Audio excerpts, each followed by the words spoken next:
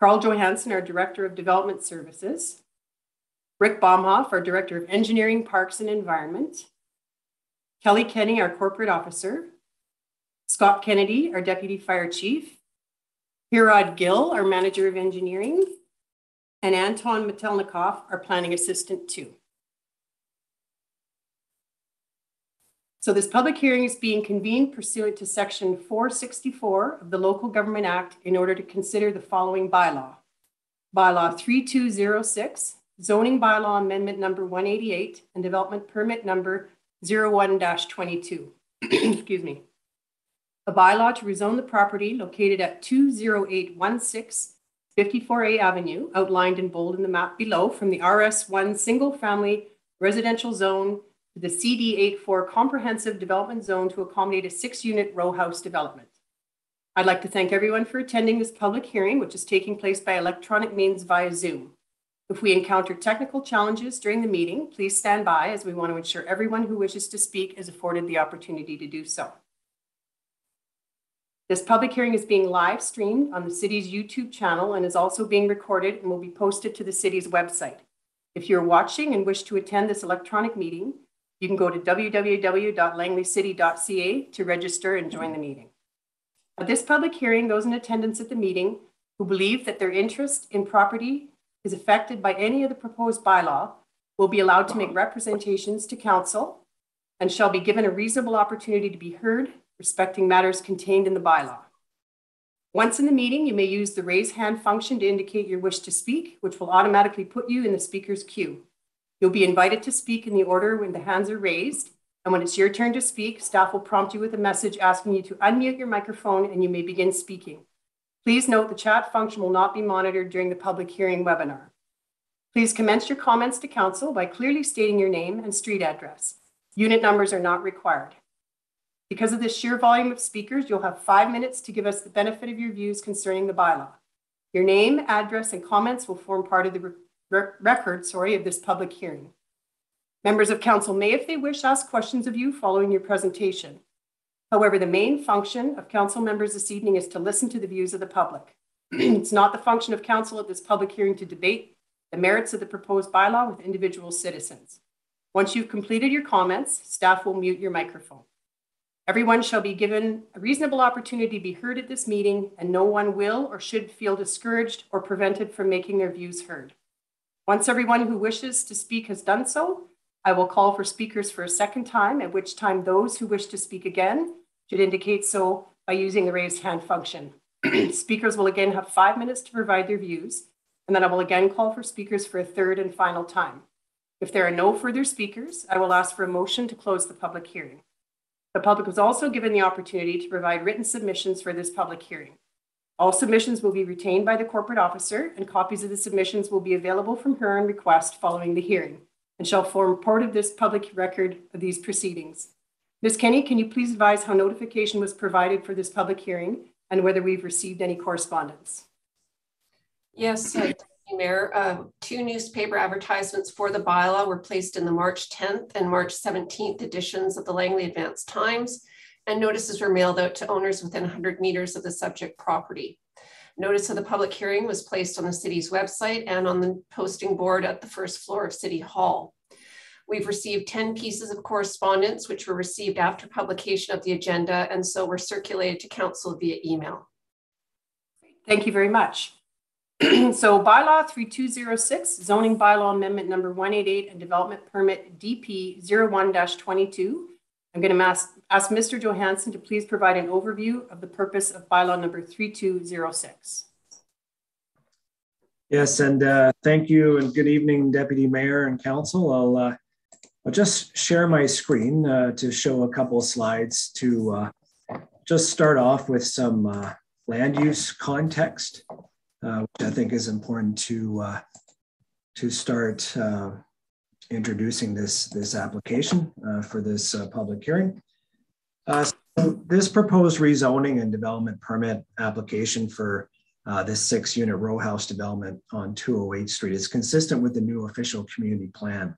And up on the screen here, and a new official community plan, or OCP, was adopted in November of 2021. And up on the screen here, we have the land use plan, which basically sets out what kind of land use types, like, whether it's houses or townhouses or apartments, and the densities and heights, what could happen in the city. And of course, what properties could be reasonably rezoned to. So you can see here down in the bottom right-hand corner, that's bounded by this blue square, is the 208th corridor.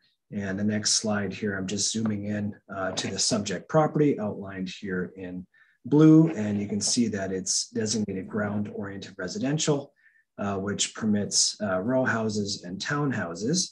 And that's something that was brought forward as part of the OCP to permit along major arterial streets where there's transit service. And one of the big emphasis areas behind this new land use was to provide a broader and more affordable range of family-oriented housing options close to schools. And it's also consistent with the city's housing needs report, which calls for more affordable home ownership options to be developed in the city, including row homes and townhomes. And to be clear, as you can see on the map here, and you can see my arrow just to the right of the blue square of the property here, the land use, the ground-oriented land use, row homes, townhomes, only applies to this property.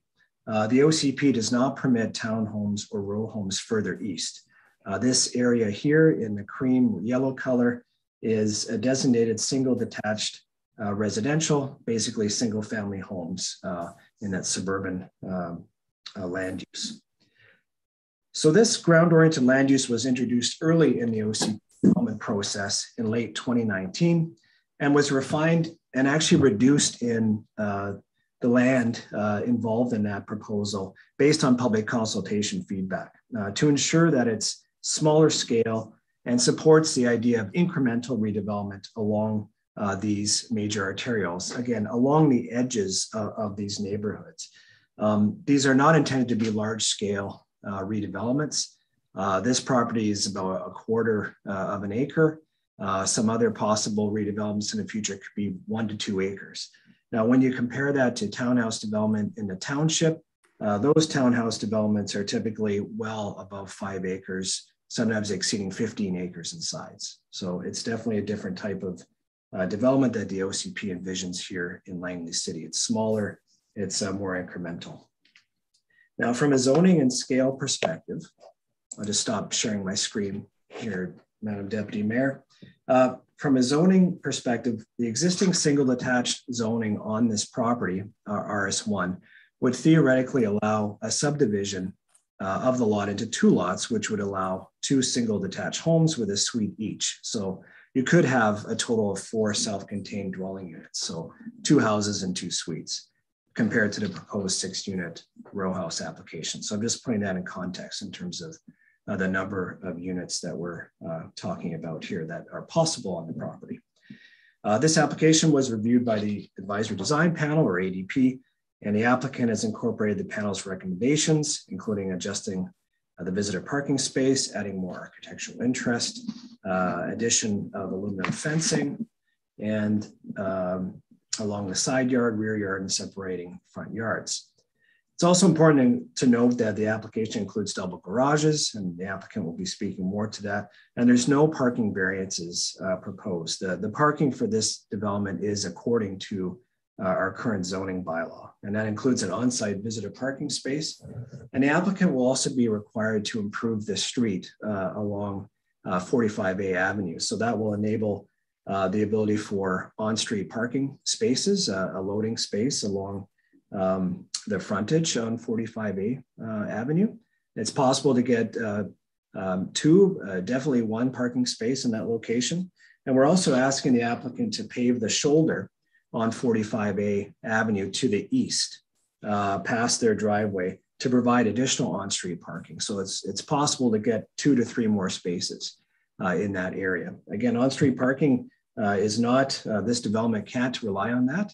It has to be parked on the property, and it is according to the bylaw. But improving that streetscape will provide opportunities for on-street parking, not only for this development, but also for residents in the neighborhood. So it's also important to note that the applicant will be required to do a traffic impact assessment as a part of their engineering servicing agreement to determine if any traffic upgrades need to be undertaken. Thank you, Madam Deputy Mayor. Those are my comments. Thank you, Mr. Johansson. I'm now going to invite the applicant to speak to the proposed bylaw.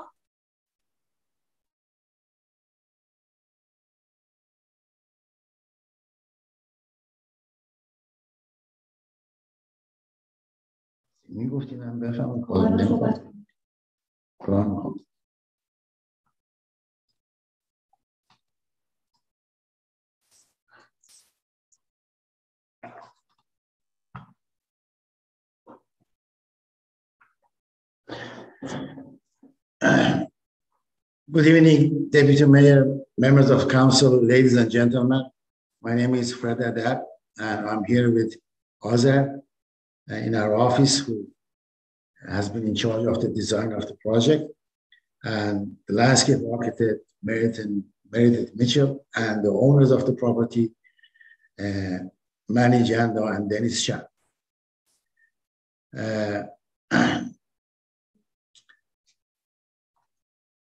Okay, this is the context site, and we are at the border of the township of Langley, and as indicated by Mr. Johansson, is a lot that is designated for as OCP for row housing or townhouses.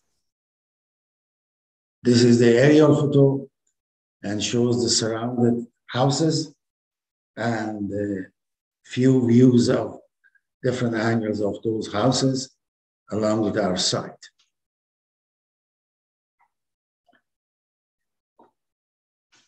Okay, this slide shows the plan consisting of 6 row houses. As indicated by Mr. Johansson, this proposal corresponds and is in line with the OCP land use designation, which was recently adopted by the City of Langley. The site has 2.5 meter dedication along 28th Street, and there is a corner cut of 4 by 4 meter at the intersection of 45A and 28th Street. The total site area is 1,155 square meter, which is divided into 6 single family lots attached to each other, defining as row homes. We are proposing a CD zone to accommodate a free sample row home development. A 6 meter lane is here, proposed on the east side of the site. This lane provides access to the garages in the back, and there is a visitors parking right off the lane here. And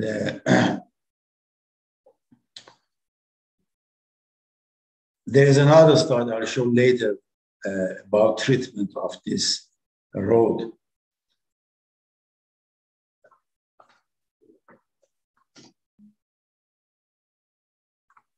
Okay, this is the slide.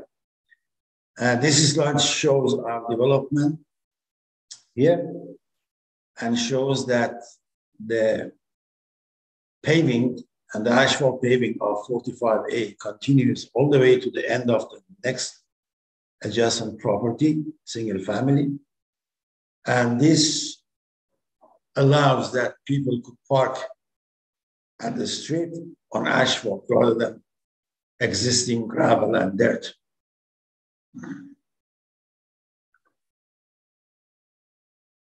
I passed this one. I don't have too much time to talk about it, but this is the statistics. If you have any question in terms of setbacks and so on, I'd be happy to go back and explain.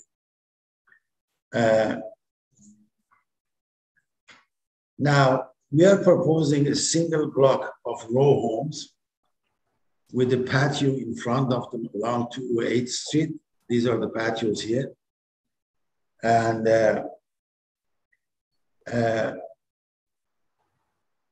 basically, the building responds to an intersection of two roads, 208 and 45A, the design. And it has a massing of sort of architecturally a farmhouse character, and is very simple in terms of use of material and use of massing. The main facade offers, I go to the main facade. Okay, the main facade offers three types of material, brick at the bottom, and with two vertical siding and in two colors. And this is the front elevation along 208, and this is the rear elevation along the lane.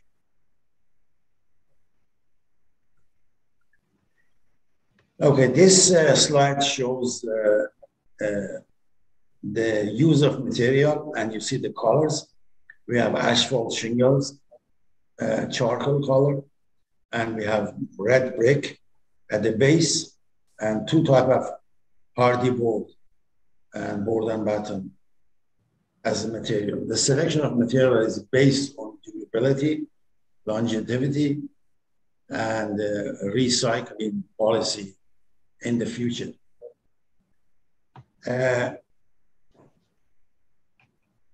This is a typical ground floor of the units. These are the double car garages. You come in, there is a little den or office here, a bedroom here and a bathroom. And from here you go up, or you come here, you go up.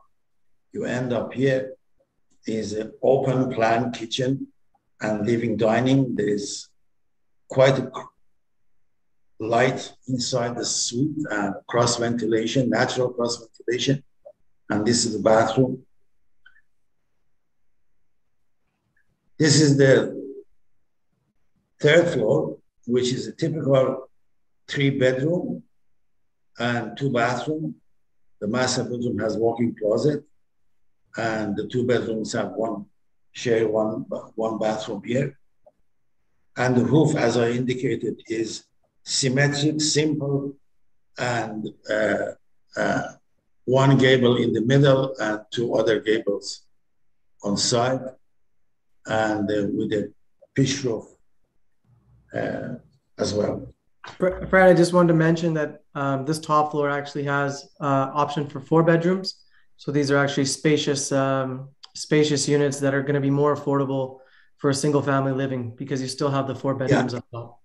Correct. The end units, they have a bedroom with windows.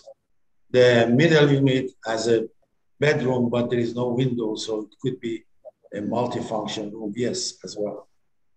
Thank you. Thank you very much, Mr. Adab. Oh.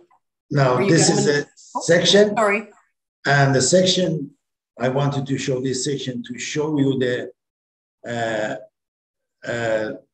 vaulted ceiling that we have in some of the units. So this responds to those pitched roof, which I showed. So the ceiling has, some of them are vaulted ceiling. Before I go to, I give it to Meredith regarding the landscaping, I would like to mention some livability, energy saving, and green measures that we have taken into the account.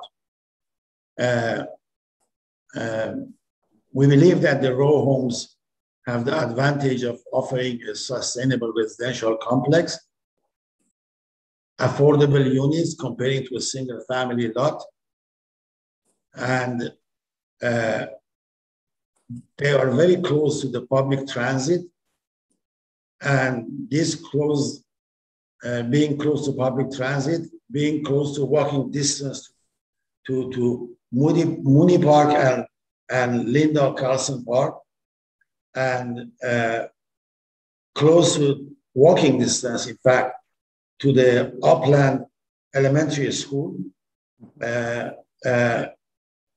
along with design orientation, openness of floor plans, and natural ventilation, and the mechanical system that is equipped with heat pump, cold and hot air, and having a heat recovery system, HRV, having efficient bath and light fixtures, and building envelope exceed to standard 2010 ASHRAE standard. And all the units have electric chargers.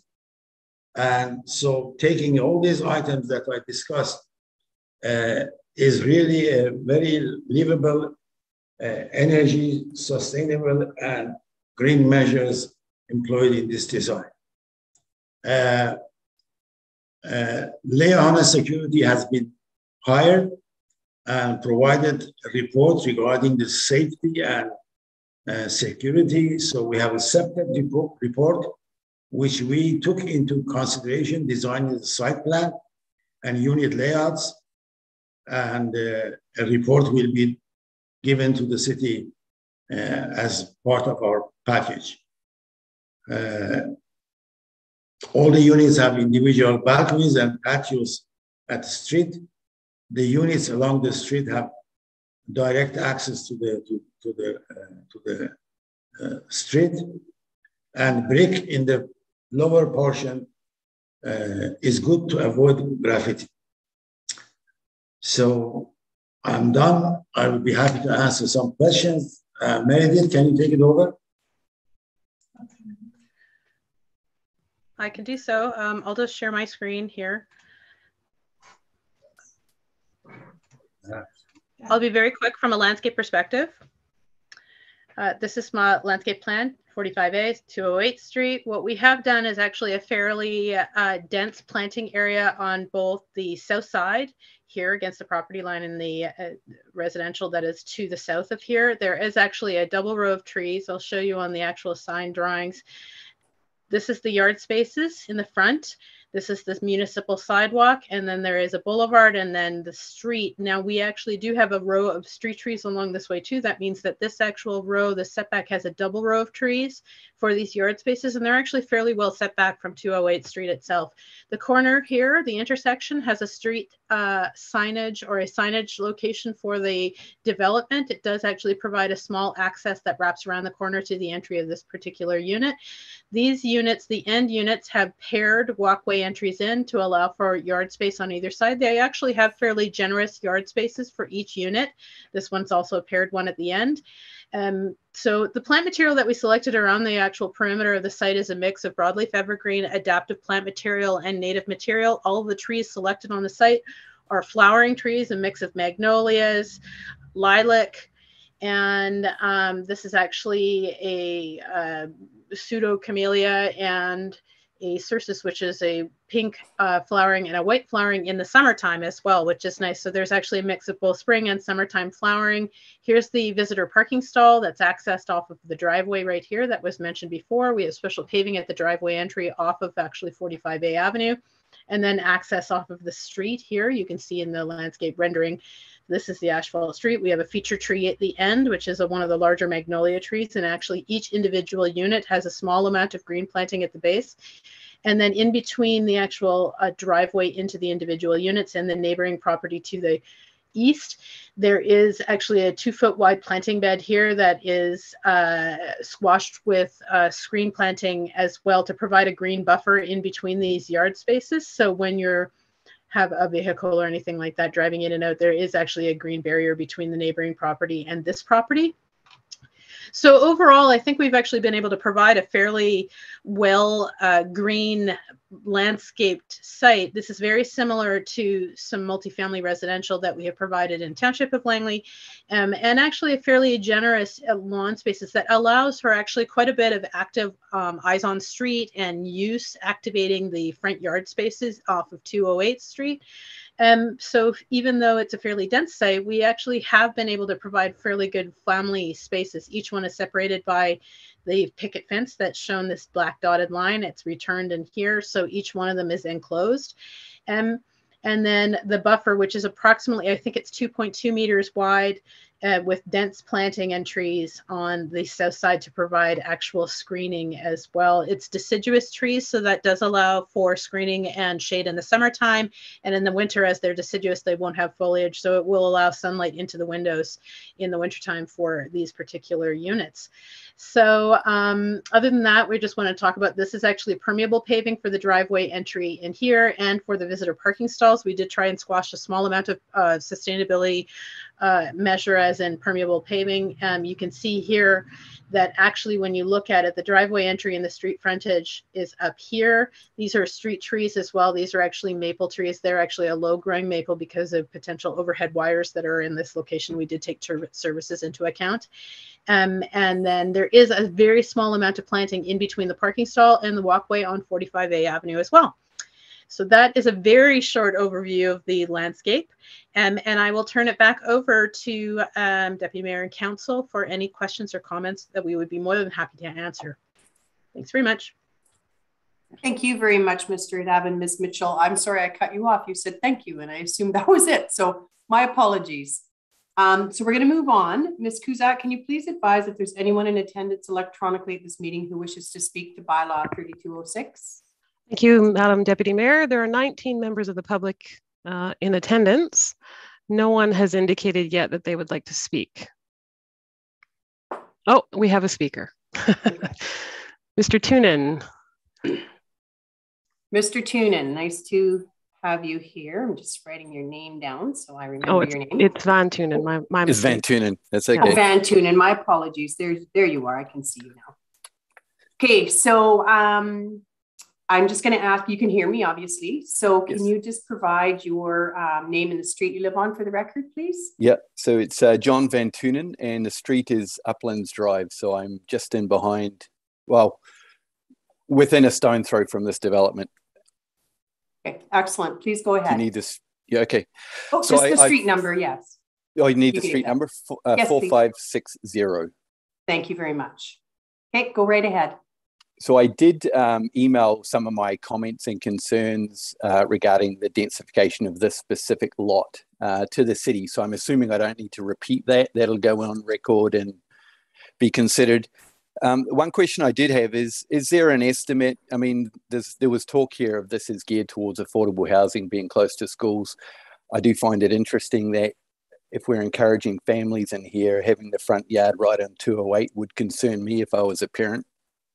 But my question is, I guess, what is the projected sale price of each of these units, and is that considered affordable housing? Yeah, I could jump in and comment on that.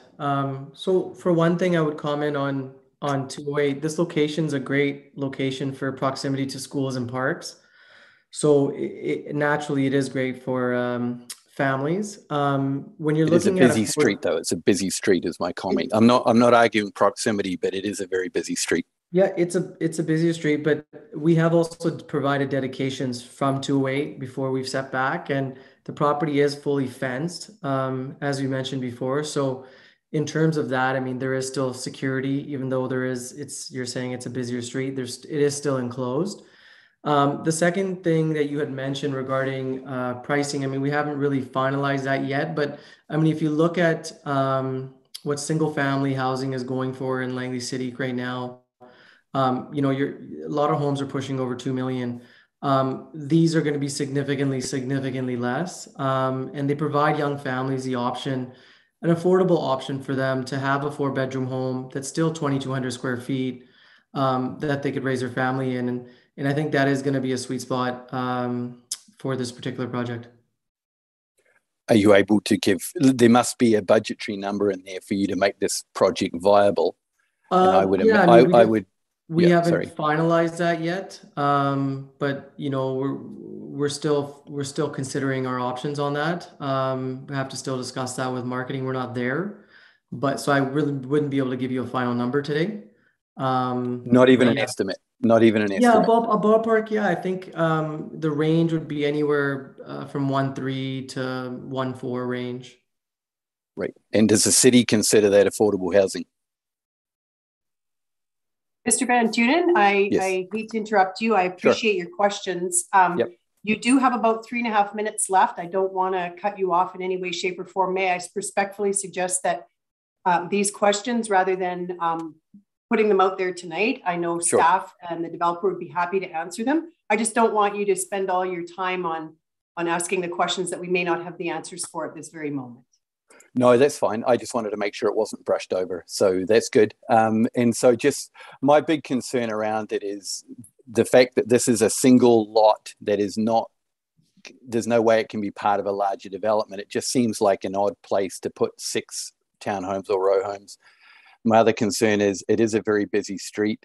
My other concern is that I've put in writing is there is only one visitor spot coming with this, and each of the 6 townhomes has 2-car garage. My experience shows that those garages won't be used for 2 cars. They'll likely be one of the stalls will be used for storage and the other may be a car. So there's a lot of potential for on-street parking so I just want to raise those comments. So yeah, I like the aesthetics of it. I think there's a lot of good work has gone into that. I just find it a very illogical place to put 6 townhomes. That's all I got. Thank you. Thank you, Mr. Van Tunen. Duly noted. Thank you for your comments. Mr. Johansson, you wanted to respond? Yes, thank you, Madam Deputy Mayor. Just a quick comment, just noting that there is a crosswalk with beacons right adjacent to the property that enables for access to the school to the west. And there's 2 parks in the area, one to the east, and then of course at the school site, which is about 200 to 225 meter walk or so. So, and when we're talking about affordable housing, just to provide some clarity, affordable housing, you know, in our housing needs report is a range of housing that fits for various households, income types, and tenures. So, you know, we're talking about we need 1-bedroom and 3-bedroom apartment buildings. We need or units. We need below market rental units, for example. But on the family-oriented side, you know, we require, you know, more townhouse or 4-bedroom opportunities like the applicant was talking about, which are priced below single-family homes, and that's the intent of these units here. You know, a lot of the houses in the city are pushing well above 1.5 million.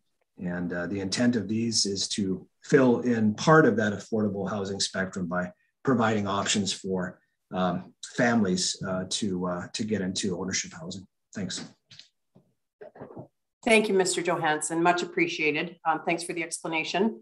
I'm going to ask Ms. Cusack if there's anyone else in attendance who wishes to speak to bylaw 3206. Thank you, Madam Deputy Mayor. Ms. Strand, you're up next. Can you please start by stating your name and your street number? Thank you. I think I've just unmuted it. Yes, we can hear you. Thank you. There's actually 2 of us here, myself and my neighbor. I'm Mary Ruth. She's Helga Strand. I live at 45808 209th Street, and she lives at 208 and 46th Street. House number? No, 20890 46th Street. 46th Avenue. No, 46th Avenue, sorry. Go ahead, ladies. You have 5 minutes. Right. Some of our concern is the parking on 45A and the vehicles coming in and out that close to 208th Street. There's not a lot of visibility, but there's a lot of traffic coming and going from there. And I just think it's going to be a potential for accidents. And 1 parking space for 6 families as a visitor parking, I really don't think that's going to be sufficient for 6 families to have 1 visitor for all 6 of them. So you're looking at probably a lot of people parking further into the subdivision of single family homes and a lot more street parking than we've ever had. If you consider 2 working adults with 1 or 2 teenagers, you're already talking 3 or 4 cars. So that's not going to fit with what you're allowing for parking. And as the last speaker said, if you've got 1 car in the garage and the other half of the garage is for storage, that leaves at least 2 to 3 vehicles that have to find somewhere else to park. The other thing, is this already zoned as being for row housing? Or are you just asking about getting approval for the zoning now? Mr. Johansson, are you able to answer that? Thank you. Yes, thank you, Madam Deputy Mayor. So as I noted in my opening comments, thanks for the question. The official community plan is basically, the vision for land use in the city. It's sort of that top layer over a property that says, okay, regardless of the zoning that you have on the property now, which is the zoning that's there right now is single attached home. But the OCP, or the official community plan, would permit a rezoning of that property to townhouse or row house. So that official community plan, OCP, was adopted back in the fall of 2021. So what's being proposed tonight to rezone this property from single attached home to a zone that allows townhouses is consistent with that official community plan, which is considered to be the long-term land use vision for the city. And just a quick note there, with the parking item, the application is parked according to our bylaw. It is meeting the requirements for town housing in the city, and with at 45A Avenue, the intersection design will be done so that there's what are called corner bulges.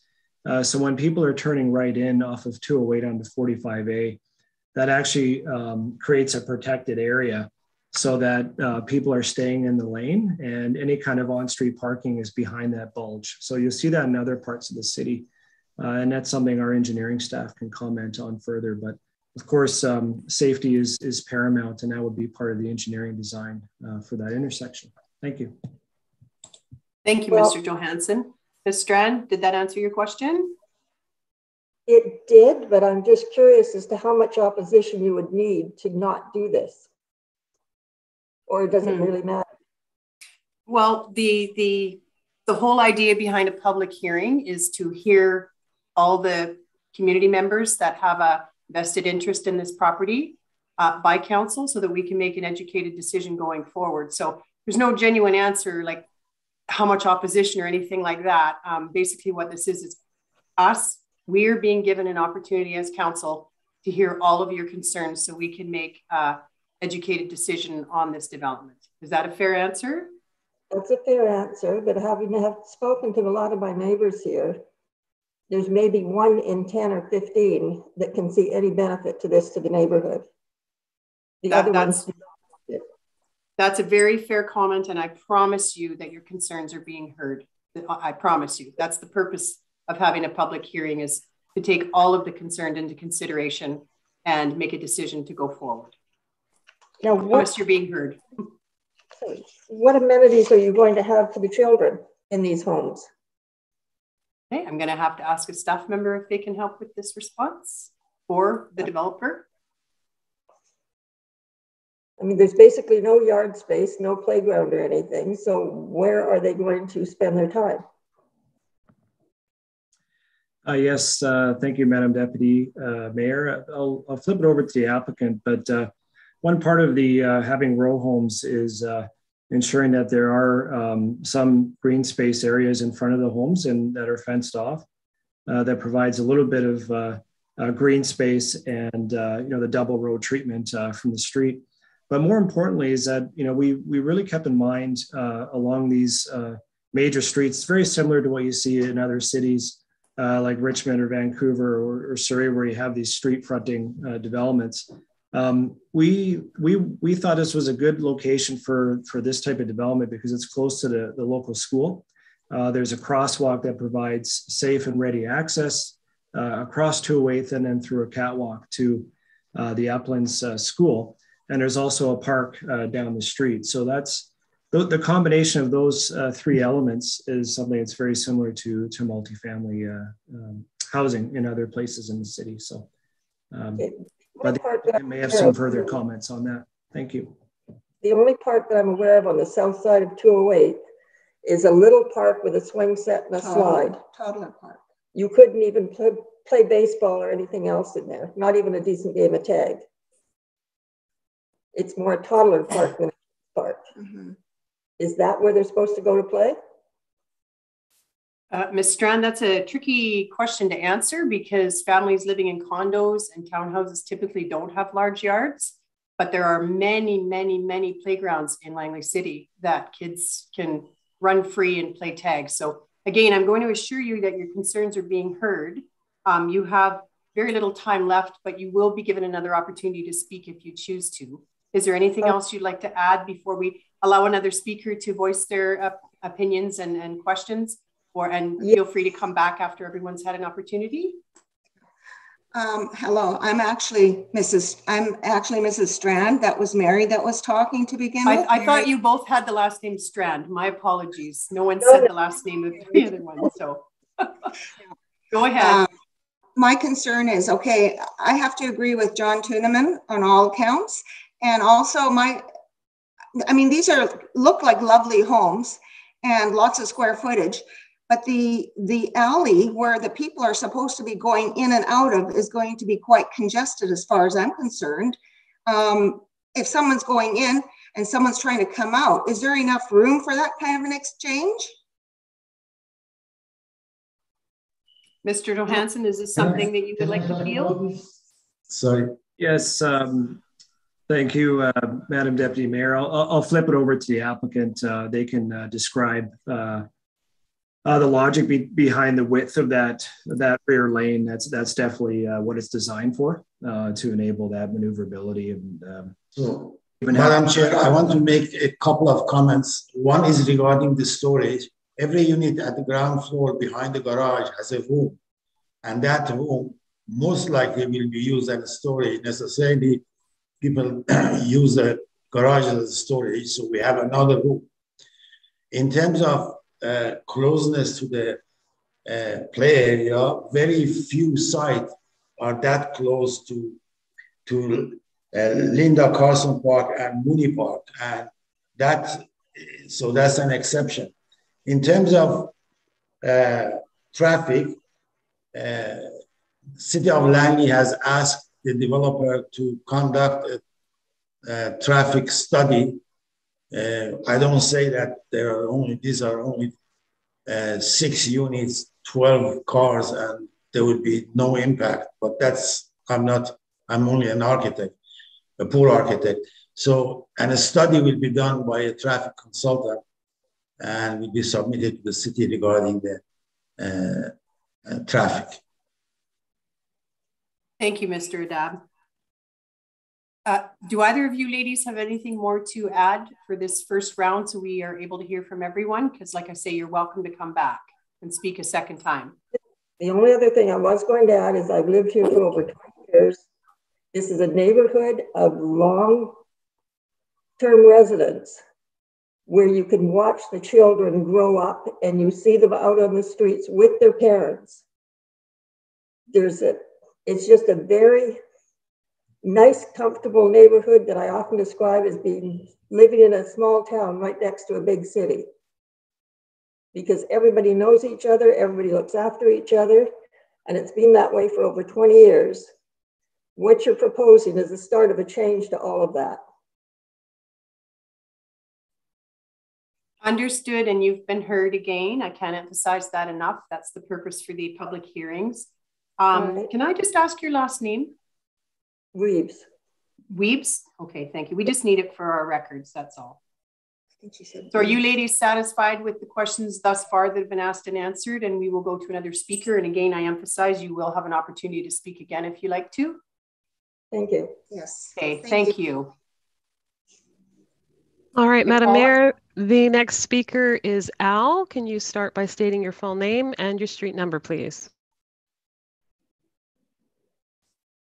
Why don't we see it?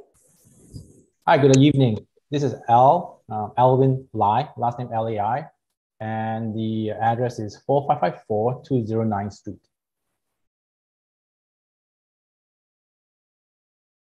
All right. Thank you. Go ahead, Mr. Lai. You have 5 minutes. Awesome. Thank you very much, Madam Councillor. I just want to appreciate the opportunity to just speak here and having had some explanation from the developer to kind of run us through the plan. I have kind of a couple of questions really around the property, if it is a strata property or is it a freehold non-strata property? Yep. Hey, Al. Yeah, the property is going to be rezoned to 6 fee simple row homes. And so I guess that answers your question about strata or fee simple. All right. So this is not a strata, and therefore a single parking, I would echo my fellow residents that it will likely be inadequate, given that it would be one parking for 6 homes, and how would that be managed, right? So we'd be living to a honor system that might lead to obviously some overflow into some of the adjacent properties. So that is a concern that is valid by my fellow residents. The other comments that I would echo as well with other residents would be the traffic flow. We can see from the property neighborhood in this area, 208 prevents neighborhoods from 47th Avenue, the 46th Avenue, and 45A avenues from making southbound turns because of the median. So therefore, a lot of these homeowners would have to be routed to 45A Avenue to make southbound turn, which on morning commutes and etc. Can be quite a challenging proposition. In addition, that means this 6 row homes will add to that. And also I would imagine there might be an overflow of lineups in that intersection. That is a concern. And I would like to understand how can we mitigate that? Is it through, from the city or maybe from the builder to mitigate these southbound turning challenges that we are facing even today, let alone, a year or two when additional of these high density properties. Thank you for your question. Mr. Gill, can you respond, please? Sure. Thank you, Madam Deputy Mayor. Just want to mention that we have done some traffic counting in here. The westbound traffic along 45A Avenue in the AM peak hour is about 30 cars. In the PM, it is less than that. So the main concern is the AM peak hours, which has 30 cars traffic leaving that place. As mentioned by Mr. Johansson, we're going to have a TIA, traffic impact study over there to find out what the impact of this new development will be in this intersection and 10 years from actually from now. So we'll look into that, and if it is some changes are required, we're going to definitely implement them. But I just wanted to give you some perspective. We're talking about 30 cars leaving this place in AM peak hours. Thank you. Thank you, Mr. Gill. Yeah, thank you. Go ahead. Okay, so you have about 2 minutes left. Yeah, I just want to clarify as well, per the OCP, the ground-oriented residence does not limit to just row homes. Based on OCP page 30, it also designates that these properties can be allowed for a duplex or even a triplex. And I think, gauging from some of the sentiments from the residents, that are there any, that maybe the builder may look into a triplex or a duplex design? Is that something that's viable, something that the city is open to review? Because it feels like that may lend itself to a more natural, cohesive design to the entire neighborhood, as opposed to a block of 6 row homes. Thank you for your question. This will be it for your time. Does some member, oh, Carl, Mr. Johansson, do you want to go ahead, please? Yes, sure. Thank you, Madam Deputy Mayor. Just to respond to the questions, and thanks for all your inquiries. For the ground-oriented land use along 208 Street, it's also on 200 Street. And you also notice it goes along a little ways on some locals and cul-de-sacs. In our Appendix B in the OCP, it does emphasize townhomes and row homes on the arterial streets like 208. And part of the reason there is to remove the driveways from the arterial roads, which can be quite dangerous for access. So duplexes and triplexes may not create that scenario where you can have the rear lane. And there's also the concept of having the row home development along arterials because of the transit corridor, and also the ability to improve the frontage to create those double row of trees and that sort of thing. We also put a density maximum on in terms of floor area ratio, and this application meets that. And just to reiterate, with the parking, we looked at that very seriously, and we wanted to ensure this application came forward with parking spaces that are required in our zoning bylaw. Thank you. Thank you, Mr. Johansson. Mr. Lee, please be aware that you will have another opportunity to speak after we hear from other speakers. So I don't want to cut you off, but you have maxed out your 5 minutes for this round. So are you okay with that? Yeah, thank you. Okay, thank you. Ms. Cusack, do we have another speaker? Yes, thank you. Next speaker, Emily Ottowell. Please start by stating your name and your street number. Hi, my name is Emily Ottowell, and my address is 20931 45A Avenue. Hi, Emily. Thanks for being here. Go ahead. So I'd just like to start with a comment that I am very disappointed to see a proposal like this on my street. I think that, I don't know how many of you have actually been here and seen the site to understand what some of these beautiful drawings that we've been shown about this beautiful house that will be on our street. But it doesn't seem like this development proposal fits with the rest of our street. Our street is a very park-like setting. We have a lot of trees. It's a very quiet street. And so I'm very disappointed to see such a large project on the corner. I feel that there are very few streets left in Langley City that have what we have on 45A. Some of my neighbors have spoke about the community that we have here. And I just think that this type of project is going to cause some issues for us. We've already noticed an increase in traffic to our street. And this is a street, you have to remember, that has basketball hoops up and down the street with our kids outside playing with each other. They're on bikes constantly. We have a steady stream of dog walkers and, exercise walkers.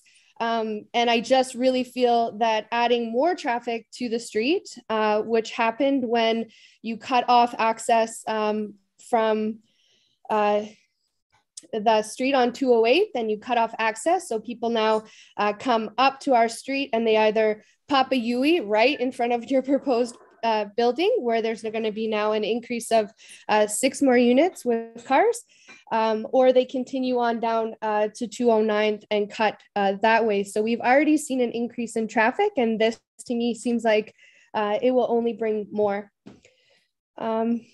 It seems that it's a bit of I understand the map that we were shown and the city planning that folks have approved, but it seems odd to me that on one side of 208 Street, we are tearing down perfectly good homes.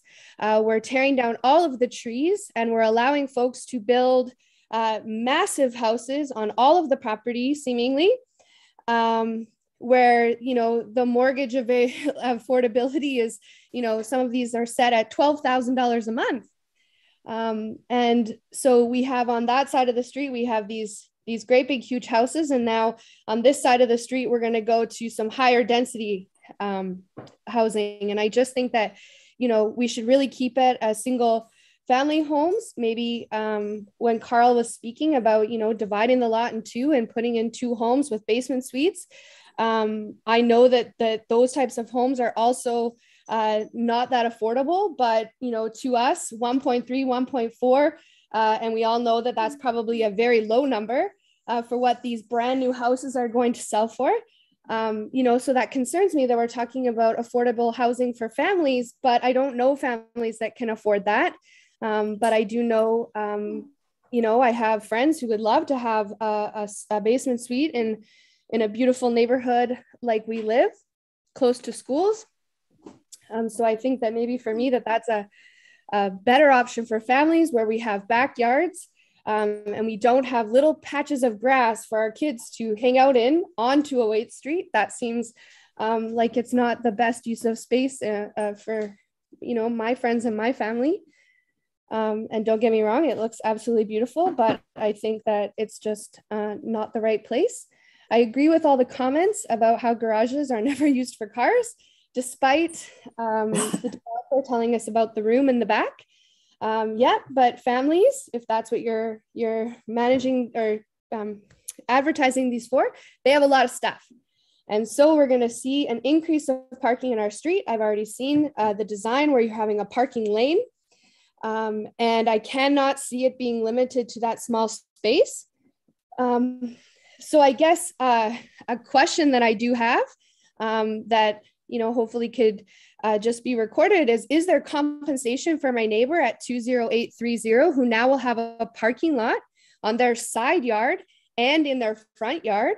Because I can tell you right now, if that were my house, I would absolutely want my neighbors to stand up for me and advocate that does not seem right, that they have a parking lot to the side and now a parking lot to the front, because that is what their house is going to be used for, as well as the other properties going further down the street will have more cars parked in front of them. And if you came to our street and you saw right now, those spaces are being used for the residents of those houses.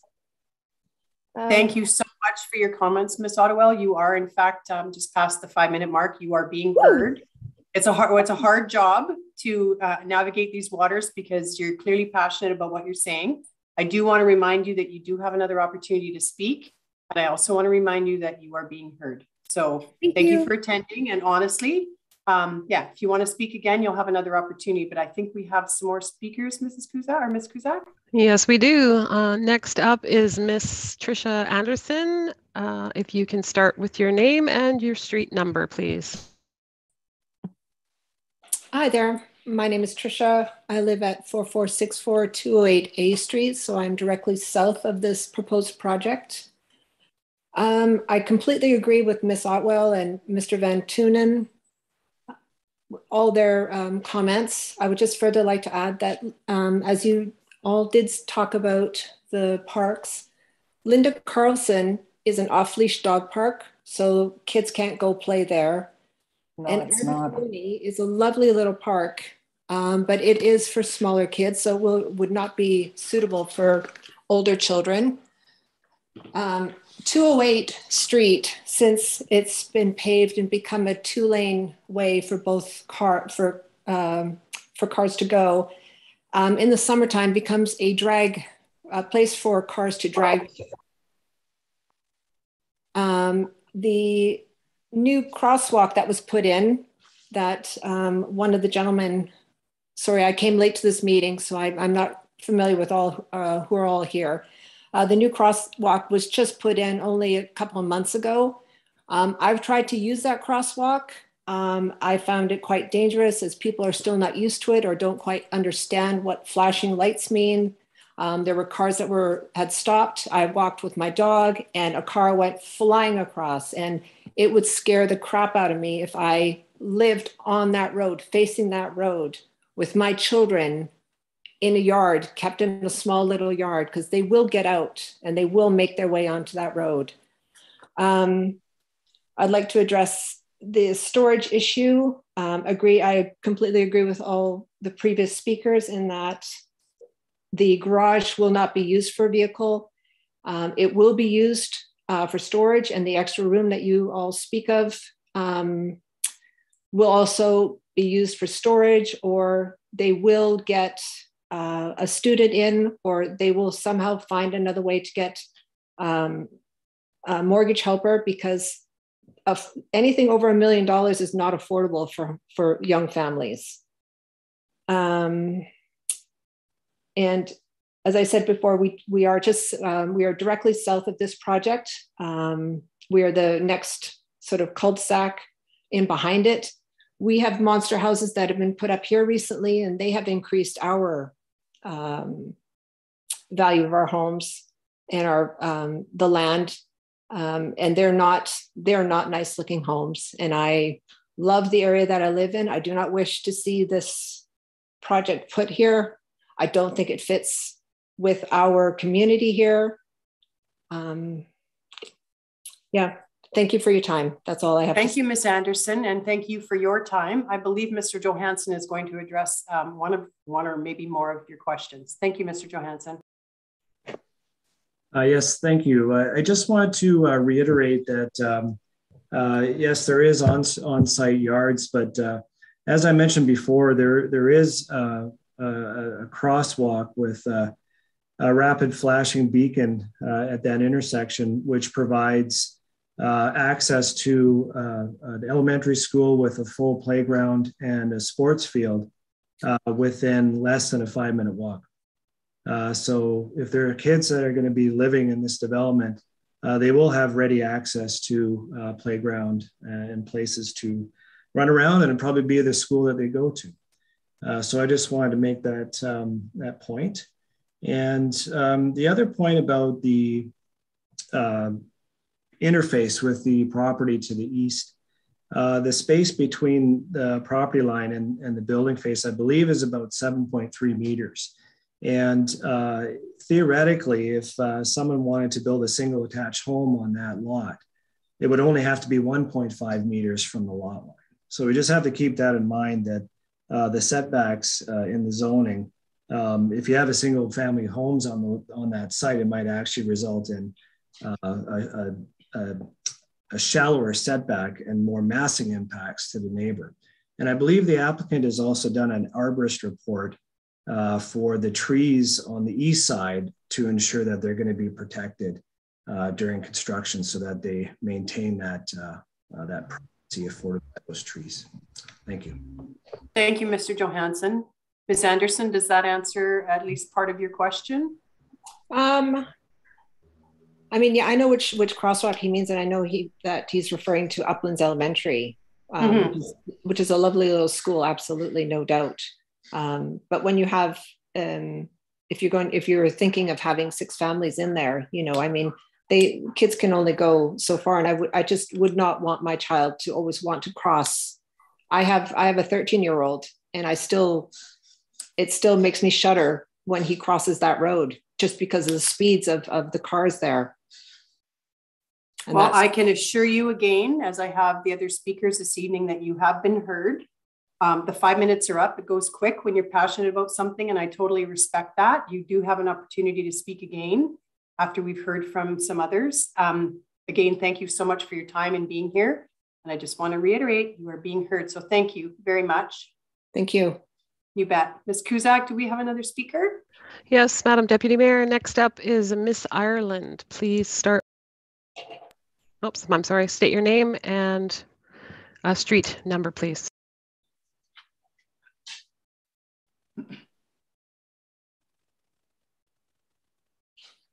Looks like we're having a bit of difficulty for her to be able to speak.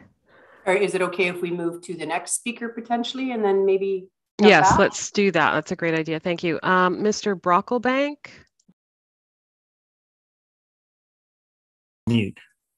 Hi, am I live here? Yes, sir. Great, thanks.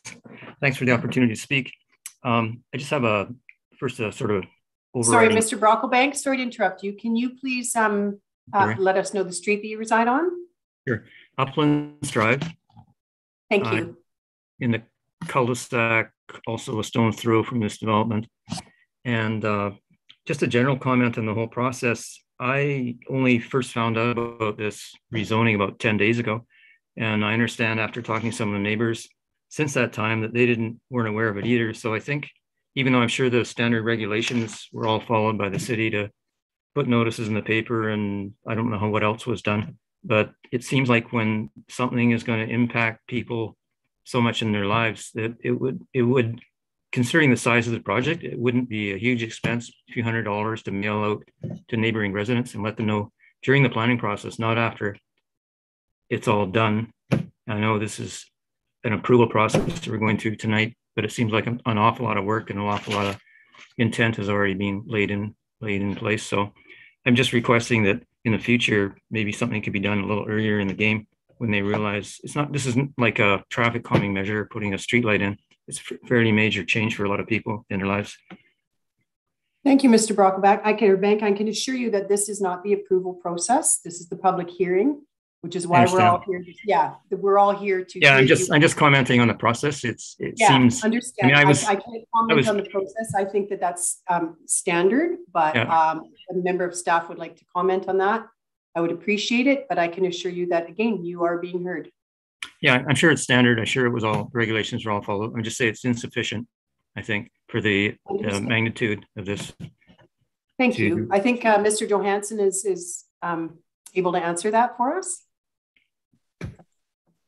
Yes, thank you, Deputy Mayor. And just to member of the audience, just as I noted earlier in my opening comments, we recently went through an OCP, or a new official community plan consultation and development process, which started in the fall of 2019. And there's 3 stages of consultation, started with a workshop and then a couple of online surveys, and of course a public hearing.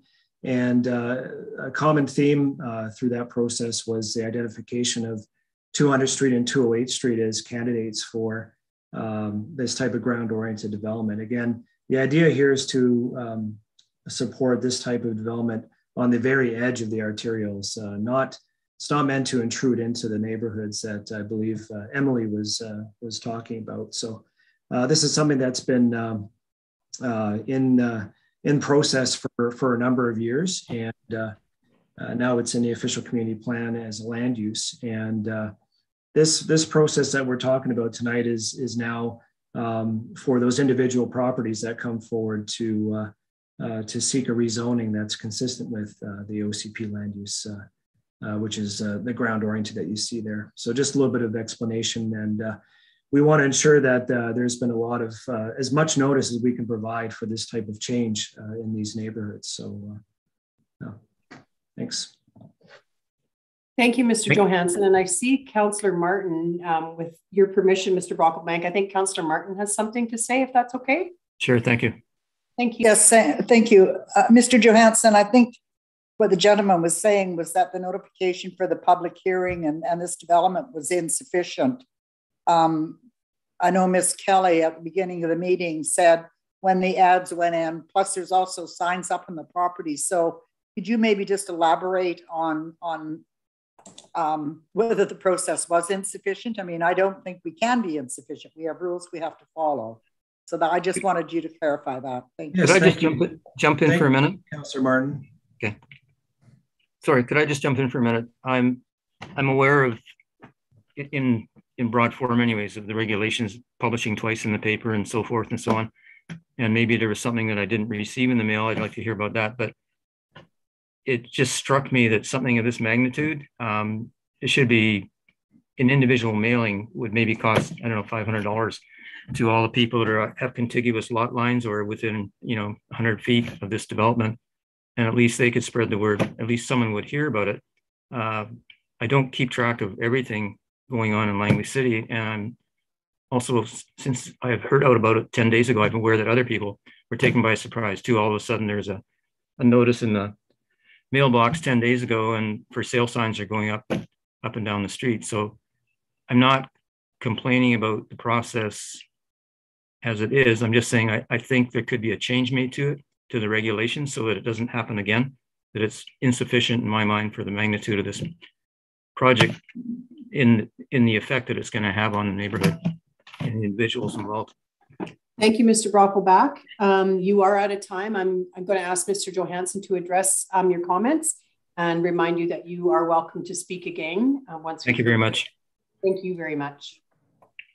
Yes, thank you, Mr. Brockelbank. Just to be clear and to respond to Councillor Martin's question, yes, we did follow the standard notification procedure for a rezoning application. These applications come forward for first and second reading to council, and if they give it first and second reading, then the notification process starts, and that involves the notices in the paper, the signs going up on the property, mailouts to property owners within 100 meters. Standard procedure for all rezonings in the city. And again, this is something that we definitely don't take lightly. There was a whole public consultation and land use planning exercise that preceded this rezoning. And you know, you mentioned the for sale signs along 208 Street to the north. Those are in response to the new OCP that was adopted in 2021.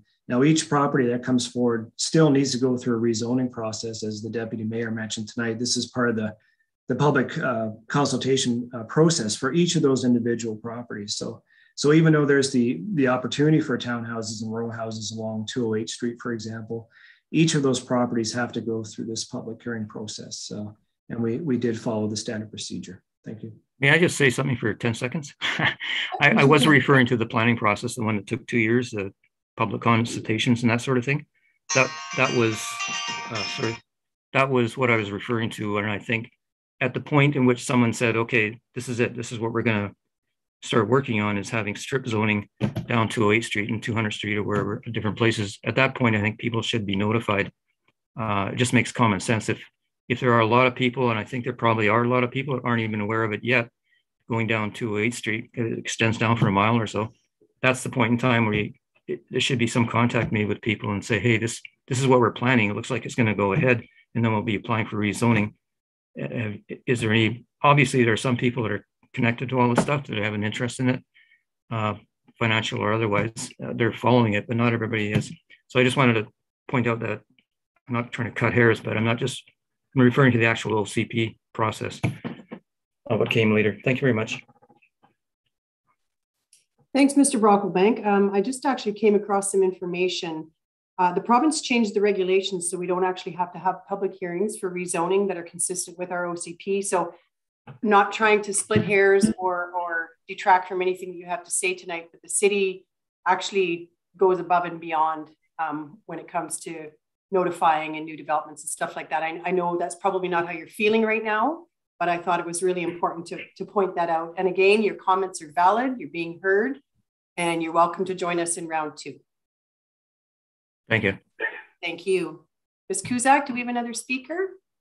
Thank you. Yes, I think we have Miss Ireland. Do you want to give it another try? Start with your name and street number, please. Great. How's this? Yes, okay. I can hear you. Oh, perfect. Hi, I'm Tim Ireland with Laura. We're at 4560 209 Street. And yes, I guess what I'm going to say now really reiterates what other people have said, because going back to the gentleman who said, well, there are only 30 cars in the morning. You just try to be one of those 30 cars turning left, turning southbound off of 45A on 208. And the reason why it's so dangerous is the speedway that 208 is. And Tricia did a good job at pointing that out, and so did Alwyn. It's a speedway, and so you have a real traffic hazard coming. Okay, and part of it, it's amplified, and another speaker said this too, when you've got the inability now for people heading east on Grade Crescent to turn north, to turn left, what they do is they come up the hill and they turn down 45A and do a quick U-turn. Now, can you imagine those U-turns and the mess it's going to be when you've got people coming in and out of the little laneway into this new development? So you've got a real traffic hazard. And again, I have to emphasize the speed of the traffic. And forget about Mr. Johansson, forget about the crosswalk. The crosswalk is really rather useless at this point. I mean, we use it and we won't press the thing until there's a long break in the traffic, because there's no confidence as adults crossing that crosswalk. You know, the speed, you don't know if these guys are seeing it or not. And it doesn't matter whether the speed is coming from the south or whether it's coming up the hill from the north. So the crosswalk is a bit of a failed project. You need a traffic light there. Okay, that's the only way you're going to control the mess. And I'd never put a child in front of that new development in that tiny little yard for fear what's going to happen with the car accidents that are to come. So that's my main concern, is the traffic. And just a little bit what Brent just said, forget about this development on 45A. 2 nights ago, the first time. Now, so I'm on 45A and I'm going north on the east side. Well, all that land's being collected for further development. I never knew anything about that. Okay, so it's going to be a huge development going down. So this is going to only complicate the traffic there and the hazard that's going to be there. So there seems to be a real lack of planning, especially with the inability for people to turn left or turn north off of Grade Crescent as they approach 208. So that's it. Thank you, Mr. Ireland. I appreciate, as does the rest of council, your comments and for you taking the time to attend tonight. And I see that Councillor Pahal, nope, he had his hand up and nope, I'm wrong. So thank you very much for your comments. Again, after hearing from everyone, you will have another opportunity. So Ms. Cusack, do we have anyone else to speak tonight? Yes, thank you, Madam Deputy Mayor. Ms. Fox, you're up next. Can you hear me? Yes, thank you. Could you start with your name and street number, please? Yes, Roland and Nicola Fox, 20902 47th Avenue. Thank you. Go ahead. Yeah, actually, again, reiterating a lot of what I've heard already, but I wanted to give some perspective. When people talk about 208 being a speedway, we've been here for more than a decade. And I have at times observed, I think everybody is probably aware of the little, their little signs that give people their speed as they're flying down 208. I've actually observed those signs. I've observed people going in excess of 100 kilometers an hour on 208. That's pretty spectacular. Those ones deserve a trophy. But fairly routinely, you see people doing 85 and 90 kilometers an hour on 208. The bulk of the drivers, I would say, are probably doing about 60 or 70. This is just to give us some perspective. So, you know, as far as your data on like 30 cars and things like that, it's very good. But I think that they also need to really get a grip on exactly how fast people are driving on 208.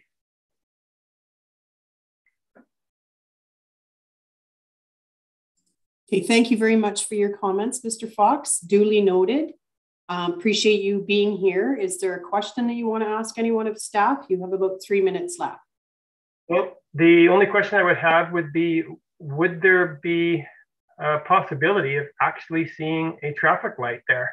Again, the crosswalk is not safe for children. It's hardly even safe for adults.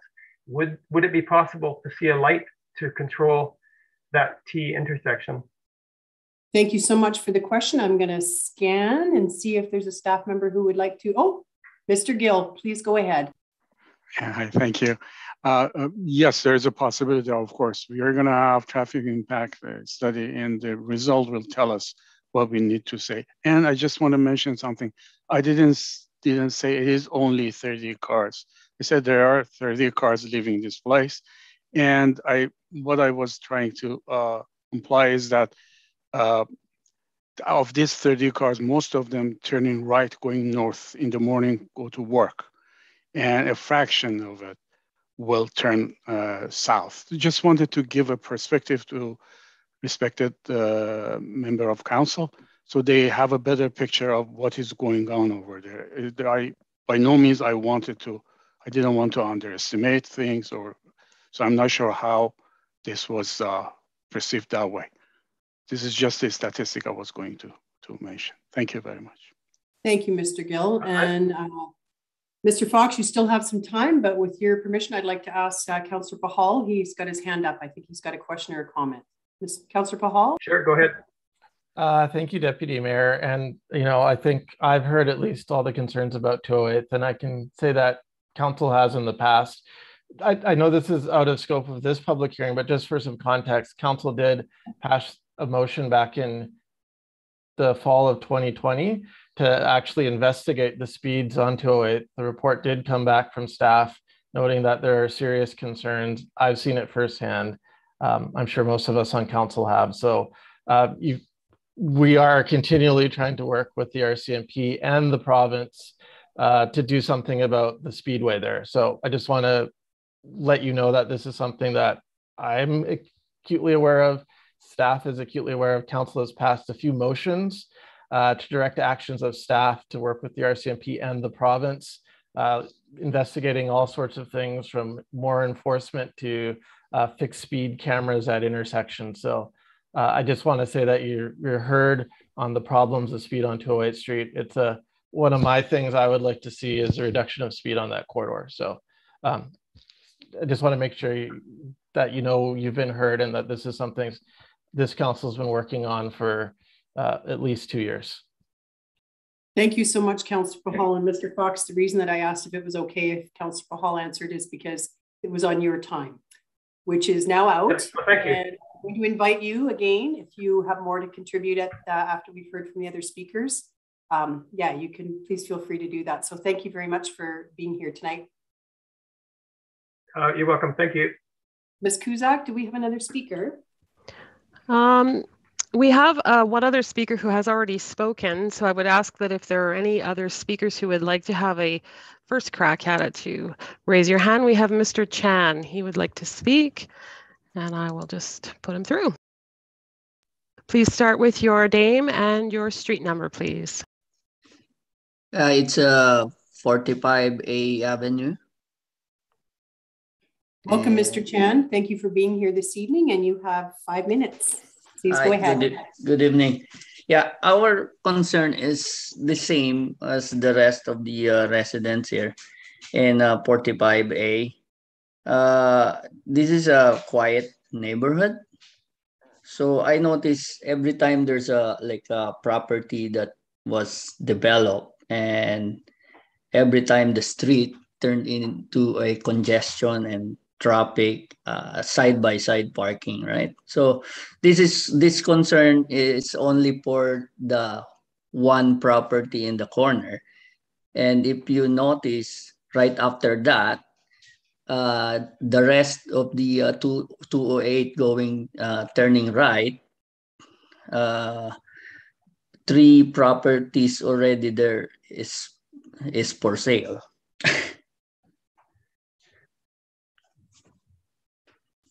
Okay, so that was your comment, Mr. Chan? Yes, so this is, we're talking about one property only. So what more if these 3 more develop, and then all of this is gonna be parking in the side street, right? Yes, I hear exactly what you're saying, and your being here this evening is greatly appreciated. I see Mr. Johansson has his hand up. If he'd like to respond, please.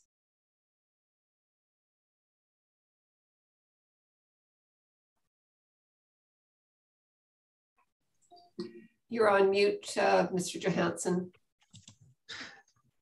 Thank you. This is going to happen at least once during a Zoom call, right?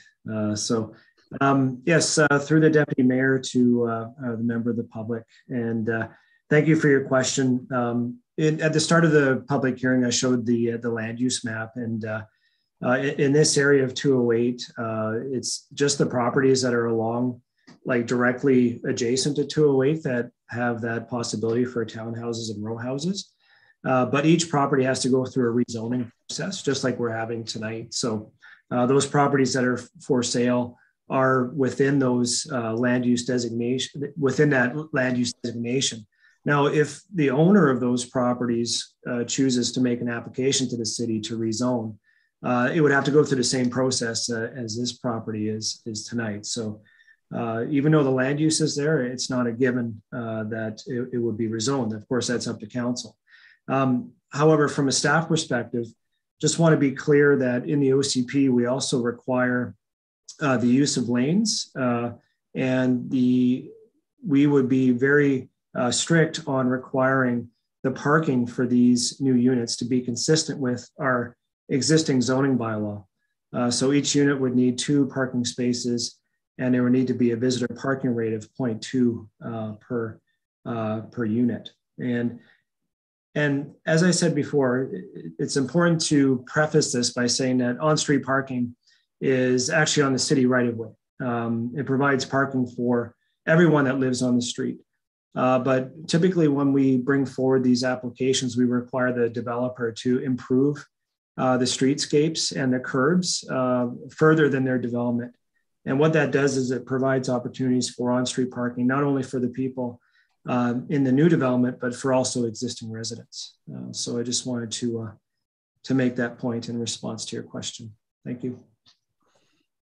Thank you, Mr. Johansson. Mr. Chan, is that, are you good with the answer? Did that answer your question? Yeah, I find this this parking space that they allot in the 6 units. I don't think it's enough, because if you notice, the 1 unit is 4 bedrooms, right? So I assume there must be like 4 cars in each of the unit. So it's impossible that they're not going to park in all the streets here in the side streets. Well, I can assure you that you've been heard, like every other individual that spoke this evening. So your 5 minutes are up. And again, you'll be invited to speak again once everybody's been heard from, if you would like. And thank you so much for taking the time this evening to come tell us your ideas and thoughts and concerns. It's much appreciated. Okay. Thank you. Ms. Kuzak, do we have another speaker?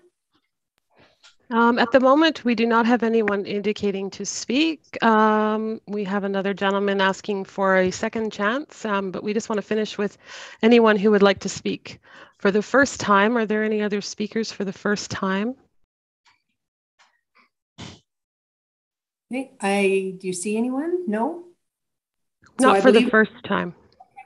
Okay, so I think we're going to hear from Mr. Brocklebank again. Welcome back, Mr. Brocklebank, and please go ahead.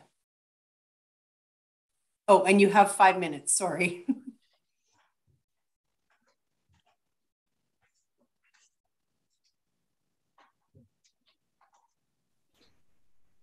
Mr. Brocklebank, are you there?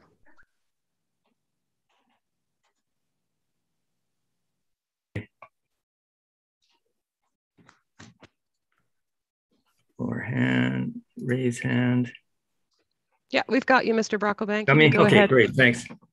Where was I now? So this is just a rhetorical question, but I always wonder when these kind of upzonings happen, become more dense, why? You're muted. Yeah, no, okay, no, thanks. Why we can't just leave some places alone? People are here because there's a little bit of space around them. I feel like it may sound dramatic, but I feel like these people that are going to live in these townhouses will be condemned to poor quality of life. 208 Street is so busy, so noisy. It's true, it's a drag strip. And just the fact that it's a 4-lane street, which is extremely busy. Like I said, I've been here for 40 years. I live in the block next down, which has all for sale signs up. So my house, my back fence line backs onto houses, which will be applying for the same kind of zoning for townhouses. And we've had neighbors over the years continuously move out of those properties because, and their comment was always the same, we just can't handle the traffic anymore. And they're living further back. They've got large coniferous trees shielding them from the street. So I can't imagine, it seems irrational. I read the reasons in the report of why they want to plunk this strip zoning down on 2A Street. It would seem more conducive to quality of life for the future residents to put it near some large green space. I haven't actually given this, you know, a lot of looking at, but take something like Anderson, what is it, Anderson Pool Park? I'm not sure the name of the park down there, but some place where you could put up 50 units if you need to, and then people could get outside and be right there where the green space is and enjoy it and have garden plots and so forth. This, I understand and I appreciate all the work that's gone into the drawings for this, and particularly the finely articulated landscaping, but it still doesn't do it for the quality of life. Those people are going to be sitting in there with their windows closed up most of the year, and there's no place for the kids. No one's going to want to be in the front street there. Trust me, it's not a pleasant place to be. And all the traffic concerns, which I appreciate hearing the other comments tonight because I hadn't really thought that through as much. It's not going to be a pleasant place for people to live. It's just a wrong place for this kind of development. There's not any reasons that are given or sort of, I guess, planning concept picked off the shelf and inappropriately applied in this context. Sorry, I'm just checking my scratchy notes here. I'm a little unprepared for this tonight. You've got about a minute and a half left, Mr. Brock. Okay, thanks. Yeah, I appreciate that. Thanks. So I have a bit of selfish reason after my first response to seeing this complex and the plans for it. I just couldn't believe they were putting that here. I have a selfish reason too. As I said, I'll be in the same position as the owner that's next to that complex. And I really think if that should go ahead, any lift in the property value that is accrued to the builders or developers, part of that should be paid to the person that's adjacent to that property, because I don't know what it's going to be like there, but in my property, I have 2 neighbors in the back, so that's going to equate to about 7 or 8 townhouses if they're about the same size. I'll have a dozen vehicles coming and going, idling, carbon monoxide fumes, all the noise from that, and attendant, maybe 40 people out on their patios at night, talking and so forth in the summertime, as well as visually looming over my backyard. And it's probably going to cost me about $200,000 in property value loss. So I'm assuming it's not going to be too much different for the fellow that has the property next to that property. To foist this on the neighborhood is, it's just a little unusual for the reasons I've already mentioned. I don't Thank think— you, Mr. Brockback. You literally have seconds left. Okay. I think parking will be a big problem. I agree with the other people, 45A and 46 and the rest of these streets around here. It's a family neighborhood. This is out of context. It's just for so many good reasons, it's poor planning. That's my again, I assure you, you've been heard, and you need to know that your time here this evening is appreciated by everyone in attendance. I see I missed a step here in the protocol. So I was supposed to formally ask a second time for anyone who wishes to speak to bylaw 3206. This is for our record keeping. And instead of just managing this on my own, I'm going to allow the very capable Ms. Cusack to let me know in which order individuals would like to speak for a second time. Thank you. Thank you, Madam Deputy Mayor. Up next, we have Mr. Lee. Al, you can go ahead and start again with your name and street number. Hi, thank you. This is Alvin Lai from 4554 209 Street. Thank you for. I just want to ask questions because looking at the plan that was presented and also the ballpark of the pricing in a 1.4, 1.5 million, and it looks like there'll be generally these folks will be probably looking for a tenant or mortgage helpers. And in corresponding to the design plan, the ground floor looks like it's been designed with that in mind, with the bathrooms and a wet bar with living room and all that, and a room. So it feels like it's designed for some sort of mortgage helpers. I'm sure the builder knows, just to bring in the buyers. But by doing that, you are looking to doubling the 6 families to potentially 12 families. So yeah, I echo the concerns, deep concerns of the residents that this will multiply in terms of traffic and parking itself. So that's that. I just want to point that out. And just want to comment around about the cars in the morning and 30 and all that, right? That's a quantity of cars, But at issue here is not so much quantity, it's also the rate of making the turn. We all know 208 is difficult to make a left turn, southbound turn. Tons of cars going that way because a couple of neighborhoods down, they can't make a southbound, so they're making that turn. So it's that rate of making a turn every 2 minutes, 3 minutes, 5 minutes, right? For a parent who has families or like ourselves and a number of families here going to work, going to schools, number of schools, not just Uplands, we're talking about Belmont, Brookswood Secondary, Noel Booth, and other schools in South neighborhood. This exacerbates itself. It really does amplify the situation, and I hope that the city takes that into account of that. And ultimately, the final comment I have is, I know Mr. Johansson does his best as a development manager to assess this in OCP and all that. It is that old adage of just because you can doesn't mean you should, right? It would be good to have a plan that's cohesive to the Uplands neighborhood. I think I read a while back and I was very impressed that, Langley City articulate different neighborhoods, and Uplands has always been a suburban residential, supposed to be the jewel of Langley City. And I hope that, that the city takes that in mind, and also even the builder. I think, Mr. Adab, I understand your company, Leon's Homes, have built some nice homes. And I hope you can put some thought into maybe designing the idea of these homes so that it really match the spirit and the character of this neighborhood altogether. Mr. Lai, Mr. Lai, thank you. Okay. Your second 5 minutes is up. Your comments have been noted. I appreciate it. I see Mr. Johansson has a response. So I'd also like to respond as well after. For sure. Okay. Yeah. I can touch after Mr. Johansson. Okay. Thank you. Go ahead, Carl, or Mr. Johansson. Sorry. Yes, thank you. Just to be clear, these units do not have suites. They're not permitted, and they won't be permitted if the zoning is approved. And as the construction process proceeds, if they get approved by council and they proceed to building permit, our building permit inspectors would be coming by at certain stages of the process to ensure that suites aren't being built into those units. That definitely is not the intent of the zoning here. So I just want to make that clear. And That's good to know. Thank you, Mr. Johansson. Yeah.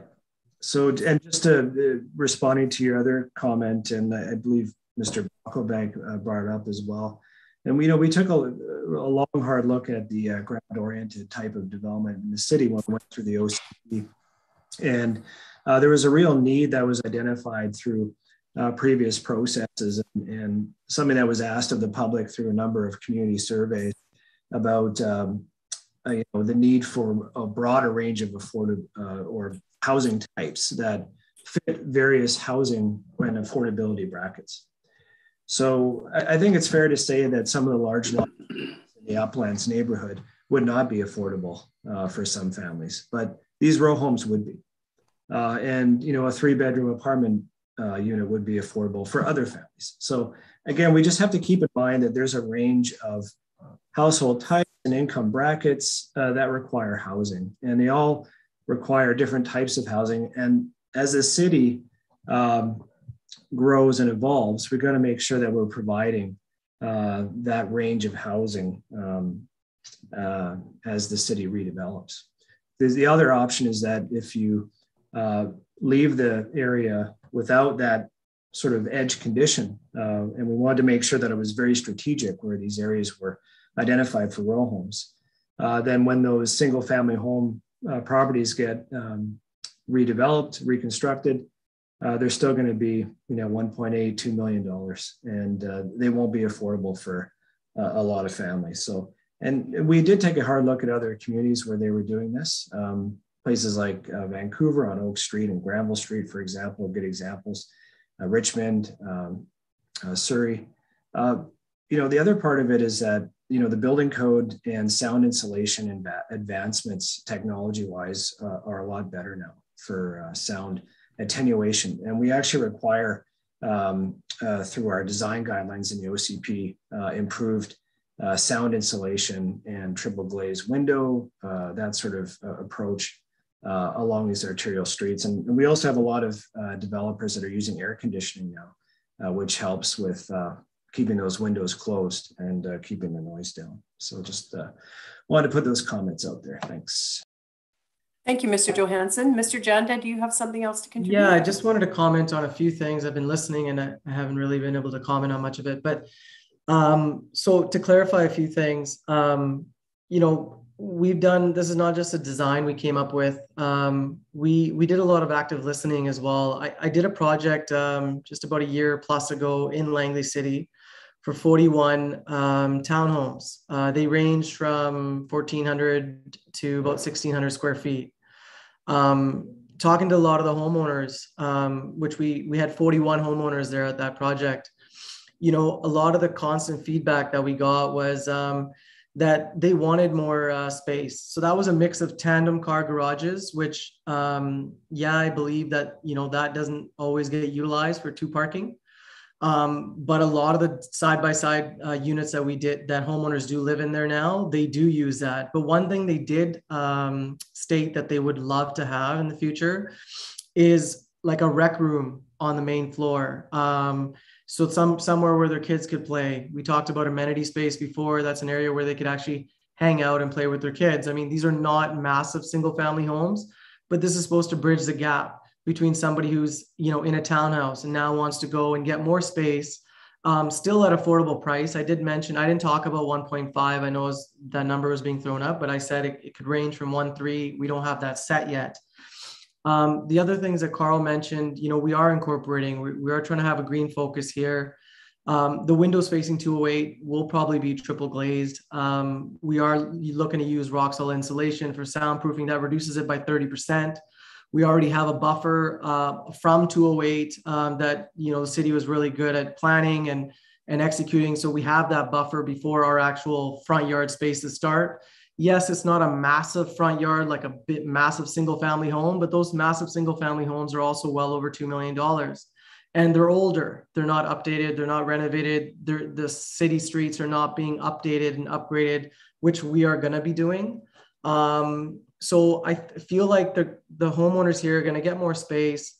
It's a bridging the gap between townhouses and, you know, single family.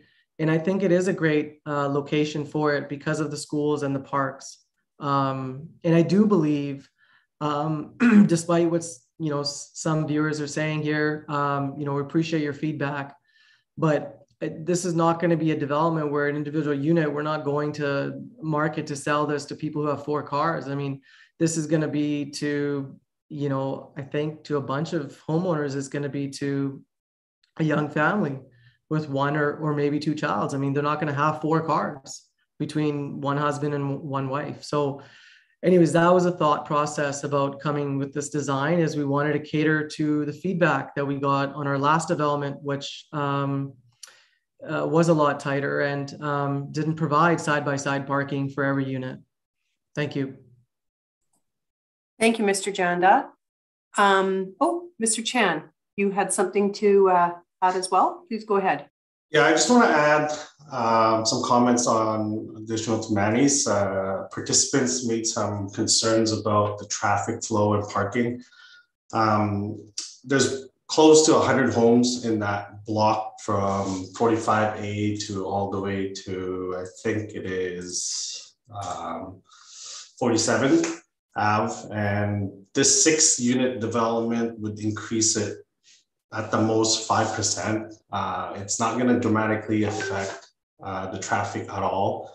And what Manny said, most of these families that's going to be purchasing these homes, they're used to smaller living. Like I myself grew up in a apartment, 2-bedroom. We have 1 parking, 2 young kids. So the new generation of families that's moving into a townhouse or to a row home, we don't have RVs, we don't have trucks, we don't have multiple vehicles to choose from. So most of the families nowadays are happy with maximum 2 cars. So I think this development only being 6 homes is not gonna impact this lovely neighborhood you guys have here.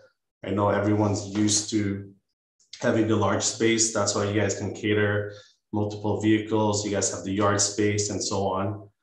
And for like parks wise, like, I mean, there's a lot of school and space for young family. Like I said, I grew up in a apartment living.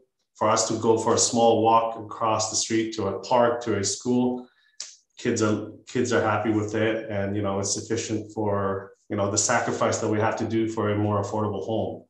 And being a more affordable, like, yes, 1.3, 1.4 doesn't sound affordable to some people, but comparing to a $2 million home, that's a $3,000 difference on monthly mortgage payments. So for us having like young families, that $3,000 is a big difference, and it allows us to have our own space outside of the apartment.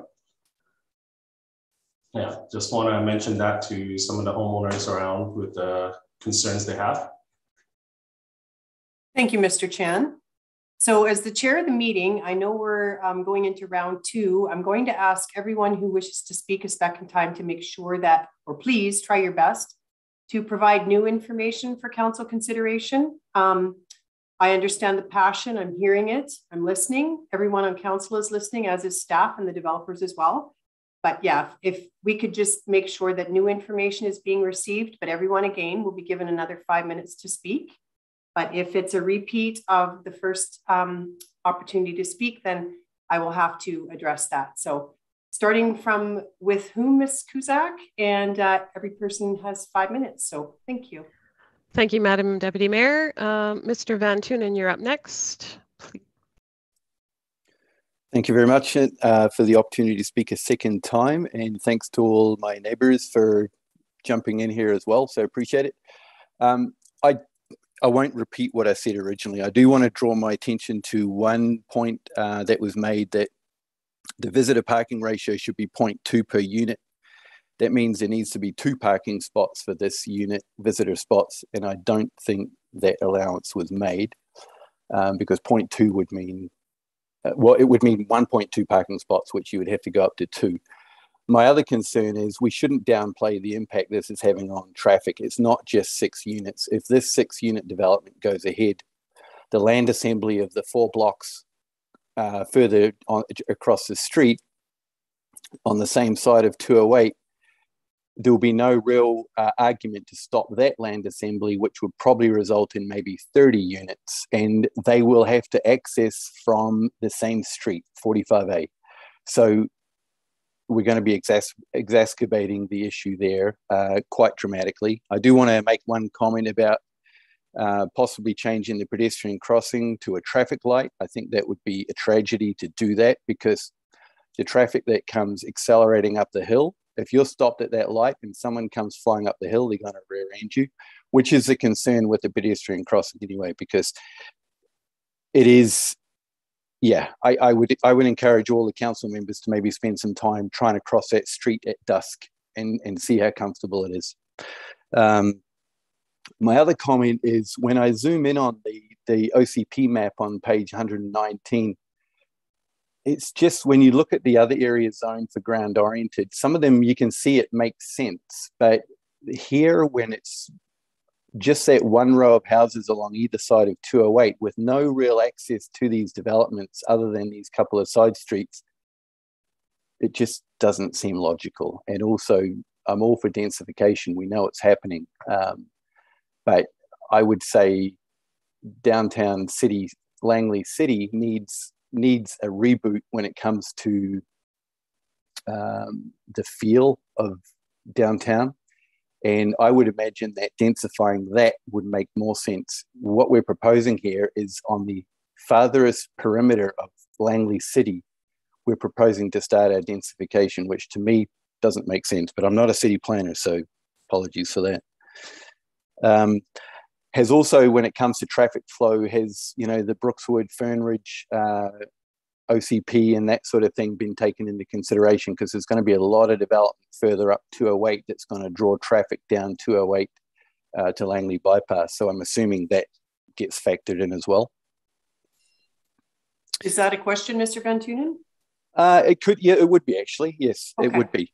Okay, so there's 2 minutes left. Is there a member of staff that would like to address this question, or is this something that we would like to forward to staff for an answer going forward? I'm looking. All right, this is This is tricky. Oh. Okay. Oh, Mr. Johansson, I see your hand. Thank you. Sorry, there's a lot of people on the screen, so it takes a bit to navigate. Thank you. Yes. Thank you, Madam Deputy Mayor. I believe the question was about the traffic volumes on 208. That might be something that our engineering team could respond to. Again, it's something that I think has been looked at before with previous studies, and this application would, and any other application coming forward, have to do a traffic study as well to look at those turning movements. And my main point there was that it factors in the increased densification happening in Brookswood, Fernridge. That's going to draw more traffic. It's not just Langley City traffic, because this is on the border of the township. And the only other comment, and it's more of an observation, is I live very close to this development. I'm in an older home that does not have a basement suite. I have no desire to put a basement suite in, but I would like the opportunity to put in maybe a detached, maybe secondary dwelling, but I'm not even zoned for that. So, and I'm not, Mr. Van Tunen, I'm not applying for it. Yeah, Mr. Van Yep. Tunen, I'm sorry, we have to keep to the item. No, I am. I'm trying to draw a comparison. I know. So I'm not allowed to put a secondary suite detached on my lot. Yet you're allowing up to 6 units on the same size lot. Two lots away. It's an observation. Absolutely, and with all due respect, your time is up, and you have been great. heard. Thank you. Thank you very much. Thanks. Ms. Cusack, the next speaker. Thank you. Helga Strand, you're up.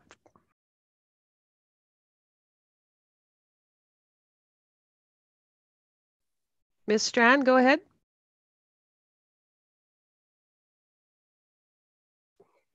Hello? Yes, go ahead, please. Okay, I just had to find the unmute button. I guess I found it now. Anyway, part of my problem is, again, traffic. And it's been just driving around my neighborhood today and down the hill, it appears like what we're dealing with right now is a test case. And that if this goes through, there's going to be a lot more of this kind of development all the way down 208th Street. Is that true? Hello? No, I'm here. Sorry, I'm listening. Does anyone on staff want to tackle this question? Mr. Johansson, thank you. Yes, thank you, Deputy Mayor, to the member of the audience. As I mentioned at the start of the public hearing, just showing the future land use plan in the official community plan, there are areas along 208th Street to the north, across the street and further north that do identify the possibility for future ground-oriented development, townhouses and row houses. But each of those properties would have to come forward as part of a rezoning process, just like we're having tonight with the public hearing. It would all have to be judged on their own merits. Now, the rationale of having this type of development on 208th Street is also to remove driveways that are directly accessing 208th Street, which can be quite a dangerous situation. I actually grew up on a very busy arterial street in Abbotsford on Clearbrook Road, and that's where there's a number of driveways that directly access the street. It makes for some, it's better if you have a manual transmission than an automatic, I'll tell you that much, in order to make those movements. But they're also going through a similar process where they're converting a lot of those properties along these arterials and removing those driveways and using lanes in the back, because then you're able to bring the traffic off the arterial and bring it to a local. But to be clear, that where that traffic's coming onto local, it's very close to an intersection with the arterial. So it may seem like that this development and the traffic is intruding into the neighborhood, but part of the intent here is to introduce new housing types and a range of housing types with the least impact to these existing neighborhoods. Again, the land use, the overriding land use, the majority of the land use in this area is being maintained. And just a quick comment for Mr. Van Tunen. One option we are looking at as part of our zoning bylaw update is to allow those detached suites on single family homes. So it's not just for ground oriented. We are looking at modernizing our single family zones as well. Okay, can I speak again now? I can let you know, Ms. Strand and Ms. Weebs, that you have about 1 minute left. I just want to make sure that Mr. Johansson addressed your question. Okay, I'm going to try and put all my questions out at once now, since I've only had minutes out of the 5 minutes I was supposed to have. Sorry you feel that way. The 5 minutes include if you ask a question that has to be answered by staff, but I will remind you respectfully that you will have a third opportunity to speak. But if you know this area, you will know that there's only 2 blocks deep here. You come off 208, you go to 209, 209A, that's the end of the neighborhood. There's only 3 exits from this whole neighborhood. 3 of them go south, 1 of them goes north. If you come up to the top of the hill where this complex is going to be and turn in at the top of the hill, there's no left turn lane there, and you're at the top of a blind hill. I've lived here 20 years. I won't use that entrance into this neighborhood. I come in from the bottom and go all the way winding around here. People that want to go south have no choice but to try and cut out into that traffic. So not only do you need a traffic light there, you need a left turn lane and a warning light at the top of the hill to let the drivers coming up the hill know that the light's red, they need to stop. Sorry, I do need to interrupt. I don't know if I'm speaking to Ms. Strand or Ms. Weebs, but I will remind you that you will have a third opportunity to speak if you in fact have new information coming to the third round. So sorry, that was the actual timer, and I don't want to seem rude, but we do have other people that we need to hear from. And this is the second round. You will have a third opportunity if you like. So I'm not trying to be disrespectful or cut you off. I'm just saying that in the interest of being fair to everyone in attendance tonight, we do have to see everyone a second time within a reasonable amount of time. You will have an opportunity to speak with new information a third time. Okay? I understand that. Okay, thank you. Thank you. Ms. Kuzak, can we have the next speaker, please? Yes, thank you. Mr. or Mrs. Fox, you're up next. Can you hear me okay? Yes, sir, go ahead. We can hear you. Okay, yeah. And again, do you need to know the property location and that, have you already got all that? Thank you, we have it. Okay, yeah, actually, I haven't heard anyone address this particular question yet, so this is actually entirely new. I was just thinking about the garbage situation with the 6 units, and I'm wondering how is the garbage going, how are they planning on handling the garbage pickup? It would be the same as... I think that sorry. That's fine. It's going to be the same as any townhouse developments. So the garbage truck will drive into the back and individual owners will open the garage and push their bins out. So it's just ease of pickup, and it won't affect any of the traffic at 45A. So if I'm understanding correctly, the garbage containers and recycling would be remaining on the property. They wouldn't be out on 45A? Yes, it won't be on 45. It'll be on the close to their garage, facing their own private lane. Awesome, thank you. Is there one other thing? We forget what the plan of the houses look like. Are there balconies on the back of the house? Not on the 208 side, on the other side? Yes. Thank you. Okay, that's it. That's it for questions for us. Thank you, Mr. and Mrs. Fox. Appreciate you being here. Ms. Kuzak, the next speaker, please. Yes, Ms. Anderson, you're up next, please.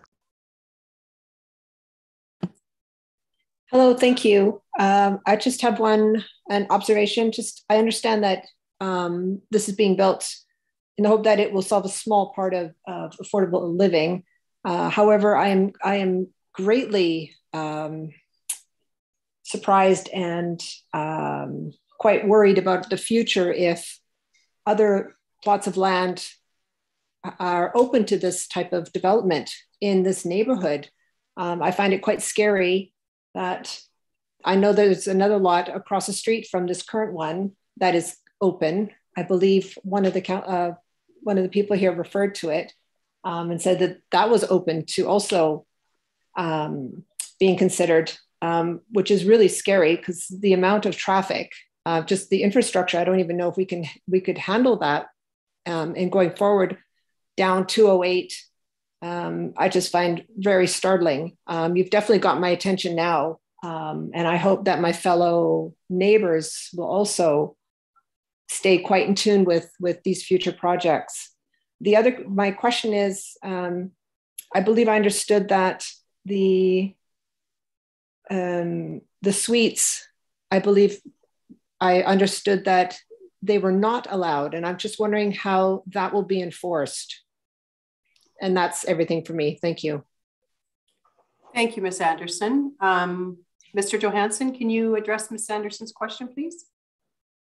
Yes, thank you, Deputy Mayor, to Ms. Anderson. So there's a number of layers that we would enforce that. Firstly is the zoning. If council approves the zoning on the site, suites would not be approved or permitted. If a homeowner had a suite, an illegal suite on their site, that would be illegal and they would have to remove it into pass. But so like I said before, when a project gets approved by council and it goes through a building permit, our plan checkers, first of all, check the plans to make sure that there's no suites in the building plans. And then as the building is constructed, there's 4 or 5 inspections that are done where our property inspectors go in and they take a look and they make sure there's no suite being constructed. Of course, they're making sure that the building's being constructed according to code. And we also make sure that through the covenants that are placed on title for party wall agreements and access and that sort of thing, it's also possible to put a restrictive covenant on there. But really what determines that there can't be suites there is the zoning. And it's just like the zoning on a single family home in the city. You're allowed 1 house and you're allowed 1 suite. You can't have 2 suites. If you have 2 suites, you have to remove one of them. Otherwise, you're in contravention of the zoning bylaw and you will be ticketed. First, you'll be warned. And if you don't remove it, you'll be ticketed. And if you don't remove it, then we'll take you to court. So we're pretty strict on enforcing the zoning bylaw and ensuring that our properties are in compliance. Thank you. Thank you, Mr. Johansson, and thank you for your question, Ms. Anderson. Was that everything? You have about 30 seconds left. No, I'm very good. Thank you all for your time. I appreciate it. Thank you for coming this evening. Ms. Cusack, do we have any speakers for the second time? Yes, Ms. Ottowell, you're up next, please.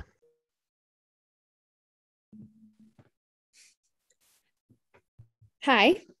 So just a few things from my original comments that I didn't have enough time for because 5 minutes apparently goes very fast. So I'd be remiss if I didn't comment on the environment. So I understand that we are creating high efficiency homes and we're putting all of these environmental things into new construction. But I know that people moved out of this house last week. So that leads me to believe that it is habitable and that we're going to tear down perfectly good houses and replace them with more. And I understand that that is, you know, how we get more housing. But it seems to me that maybe we need to take a look at the environmental impact that that has and wait for a house to be in disrepair before we take a look at tearing perfectly good houses down.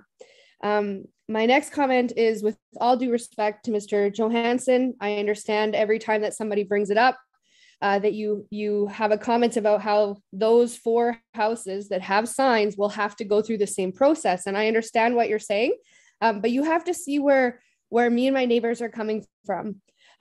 We have a sign that's erected at the end of our street and 2 days later, 4 more signs go up.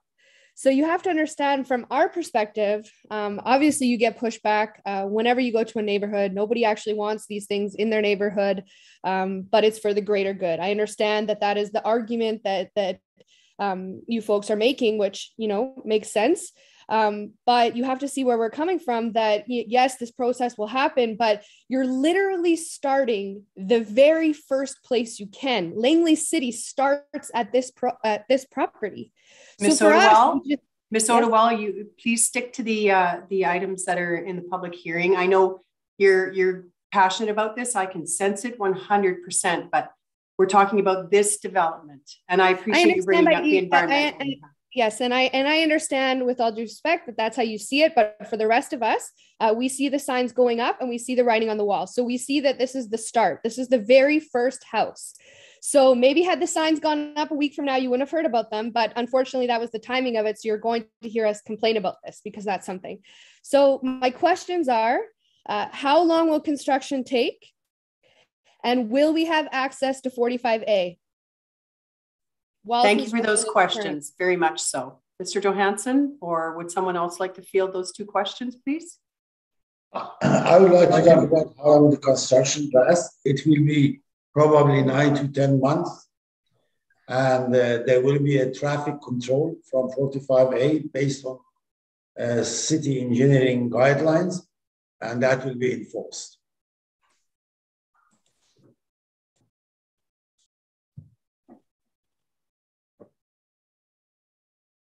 Sorry, Deputy Mayor, did you tip me off there? I think you're on mute.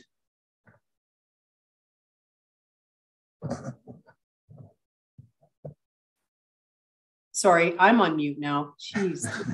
Ms. Ottowell, did you have, were you okay with the answer to that question? Did you have another one? You do have a little bit of time left, and I need to tell you that we all respect your passion and you are being heard.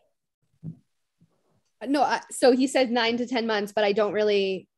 So yes, it's going to be in line with. This is the constant answer, right? Yes, it's going to be in line with the rules. I understand that, but will we have access to 45A, or are we going to be detouring? Yes. Or is it just a day-to-day? Nope. Yes, that's a fair question. Yeah, you definitely will. 45A will not be blocked.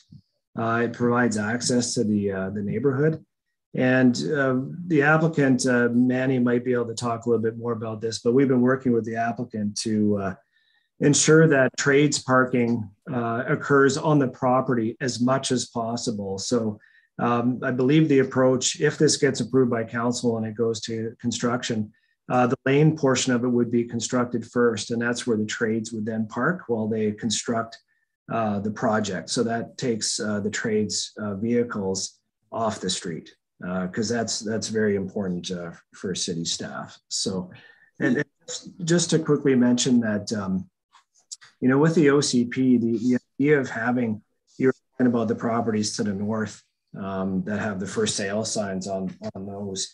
What I can say to that is that those properties, yes, they have to go through a process, and it would be up to council to decide if they should be rezoned or not. But those are also in a long-term plan that's meant to guide growth for the next 25 to 30 years. So just to make, I just want to make it clear, those properties are part of the plan, and the rest of the neighborhood is to stay the same. Just to be clear that those properties are part of the plan. And if landowners or developers approach staff, you know, before we even take anything to council, and they ask, well, can we start doing townhouses or whatever further into the neighborhood? We would say no, because the official community plan is council's vision for the future. That's what guides land use. You got to stick to the plan. So that's really important. That's one of the main reasons why cities have these plans, is to provide certainty to residents and neighborhoods and property owners and developers in terms of what they might be able to do with their property. So I just want to point that out. And yeah, I understand that there's concerns about the environmental impact of taking a home and redeveloping it. But, you know, there are, you know, as cities age and, you know, and they mature and they grow and they change, redevelopment's going to happen. And the opportunity that we have here is to enable a little bit more units on the land, which improves the use of the land, and it makes more efficient use of it, because we are definitely scarce of land in the city. We don't have any more land in the city. It's basically all redevelopment. And it also provides opportunities for more efficient building standards. So our building code is a lot more energy efficient than it used to be. The applicant is looking at energy efficient approaches, and is also on a transit route where the transit service will improve over time. And I think the biggest thing too is that, you know, being a dad that, you know, we got to drive my daughter to school. This actually puts families really close to a school, so they can walk to school. And that's pretty important, so they don't have to do so much driving. So that helps the environment as well. Thank you, Mr. Johansson, and thank you, Ms. Ottowell. So we are at the portion of the program where we have to call it, or I have to call a third time if there's anyone who likes to speak, and I'm going to please ask that anyone who's spoken already brings forth new information that's relevant to this public hearing. So Ms. Cusack, is there anyone willing or wanting to speak a third time?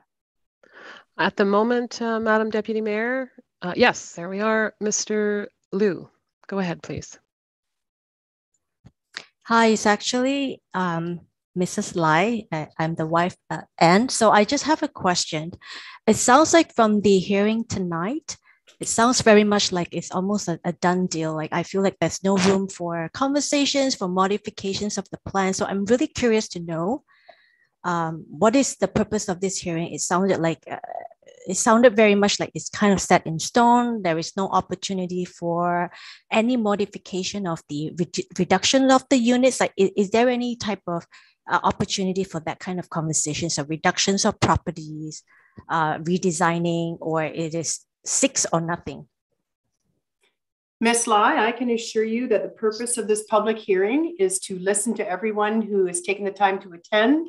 We've received multiple letters and communication from people in the community with ideas and thoughts and opinions on this development. This is not indicative of a decision being cut in stone and a done deal. Council takes this very seriously. We take all the information that we've gathered this evening, we converse with staff, and we come up with a decision that we think is in the best interest of the community going forward. Honestly, taking in consideration everything that we've heard tonight. So I can assure you, if you feel like this is a done deal, it doesn't mean that it is or it isn't. It just means that you are giving us and providing us with information going forward for consideration. I hope you feel better about that comment.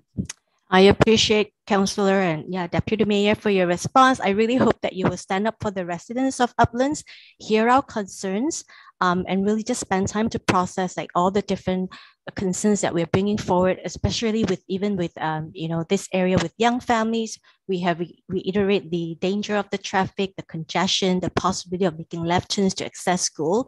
All these are really real issues for us who are living in this area. And we are counting on you, Madam Councillor, to stand up for us and to hear our concerns. Well, I can assure you again that you've been heard and we take everything into consideration. This council works as a team and we consider everything that we've heard tonight. So I appreciate thank you very much for your comments. You're very welcome. Thank you. Ms. Cusack, is there anyone else wanting to speak for a third time? Yes, thank you. Mr. Van Tunen, for a third time, go ahead, please.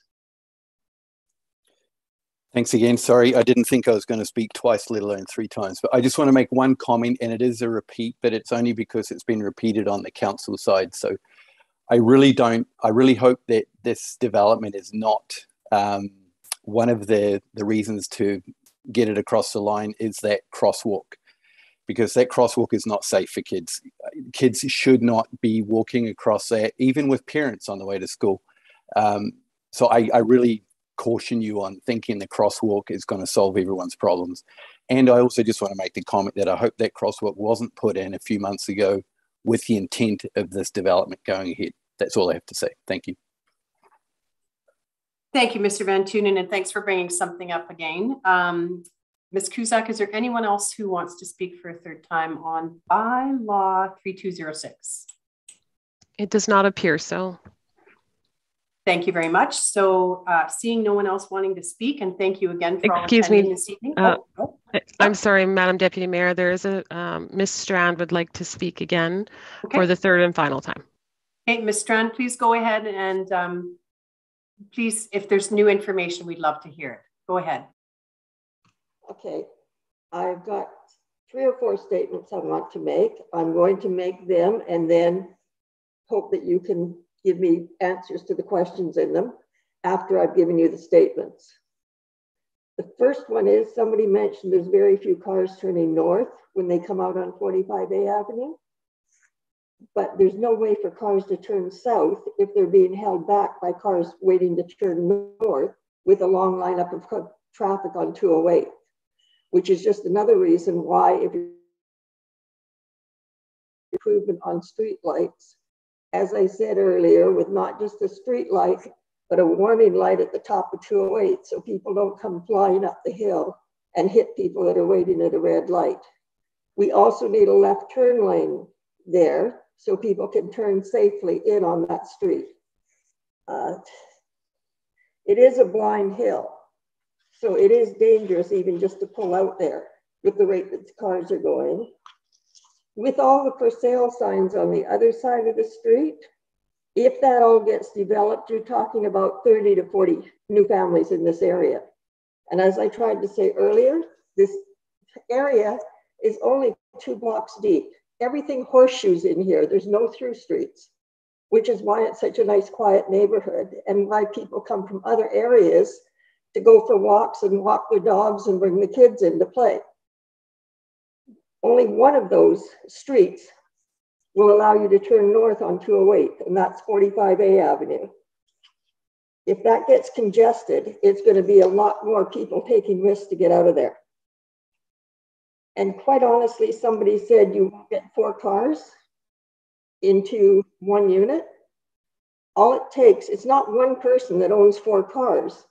It's a husband, wife, possibly a teenager, and even a roommate that they're sharing the home with to help with the bills.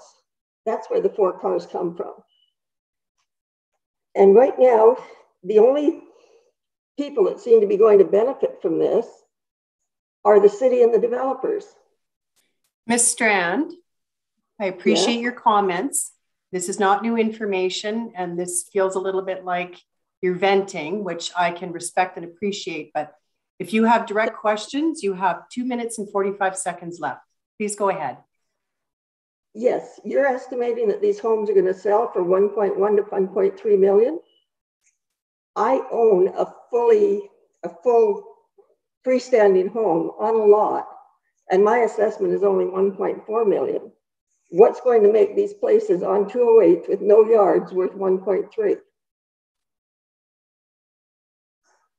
I don't believe that there's a genuine answer to that right now. This is something that maybe we can ask staff to connect with you directly. That's a kind of a rhetorical question, but I respect you being here, and we'll hear you out for another 2 minutes and 5 seconds.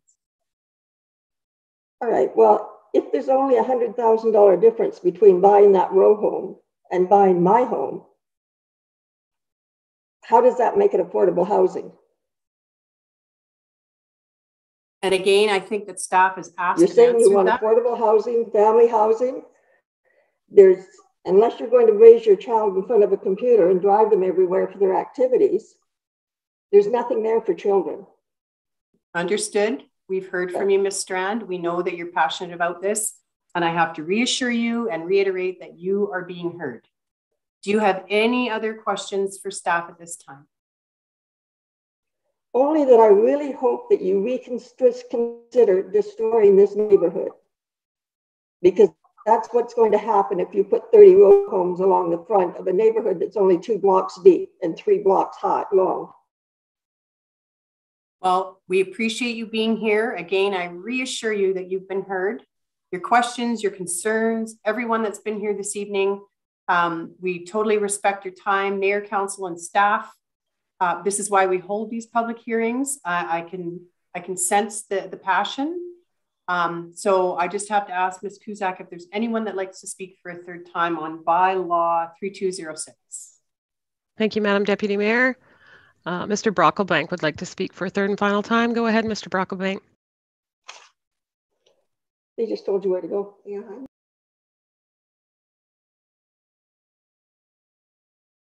No, I just have to talk to Ms. Strand for a second. You were not told where to go. I'm sorry.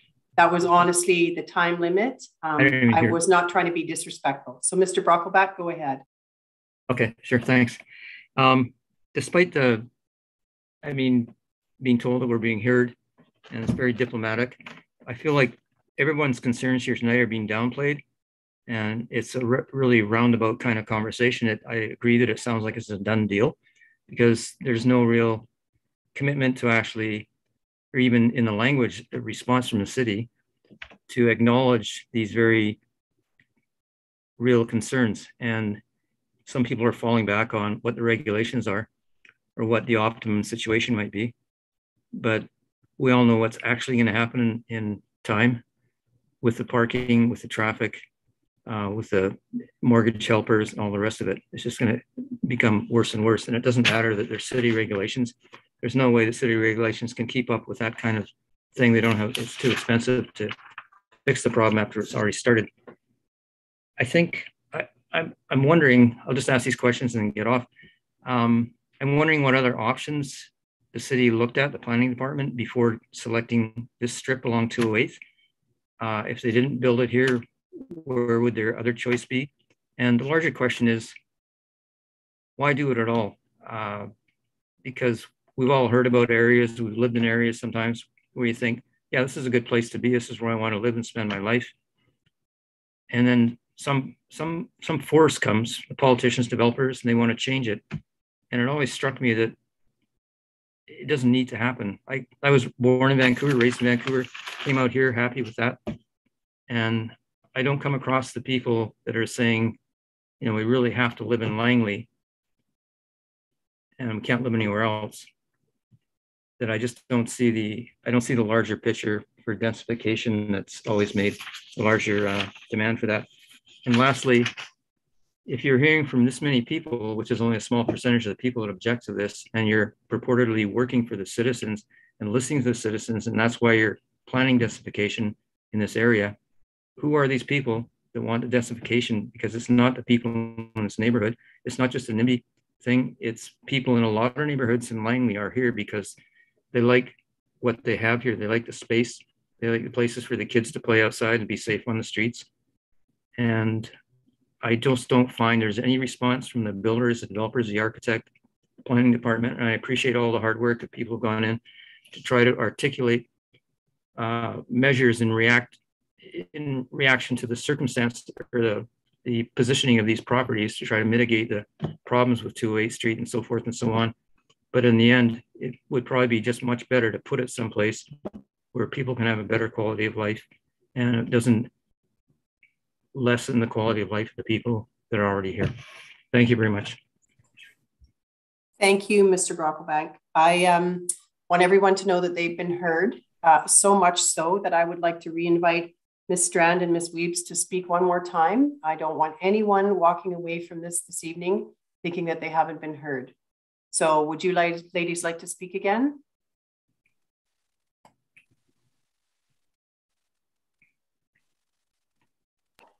You're on mute. Hello? Oh, there you go. Yes, hello.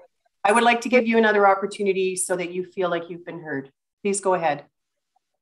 All right. You may sense that I'm quite passionate about this. And by the way, I'm Mary Reeves doing the talking. Helga is here listening. But after living in this neighborhood for, like I said, over 20 years and watching several generations of children grow up in here and seeing the close bond between them and their parents and how what a safe and quiet neighborhood this is, I can't imagine having 30 extra families added here, all facing along 208 Street, and what that's going to do to this neighborhood. And unfortunately, once that starts, how much longer are the rest of them going to stay single family homes? But it's just,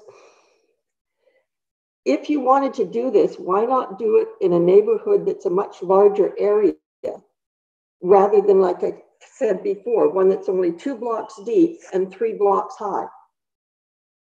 Once you start putting extra parking in here, it's not going to take long for the whole neighborhood to start getting jammed up with it. Plus, I am very concerned, and I have been concerned for years about the situation pulling off of 208 onto 45A with no left turn and no light or anything there.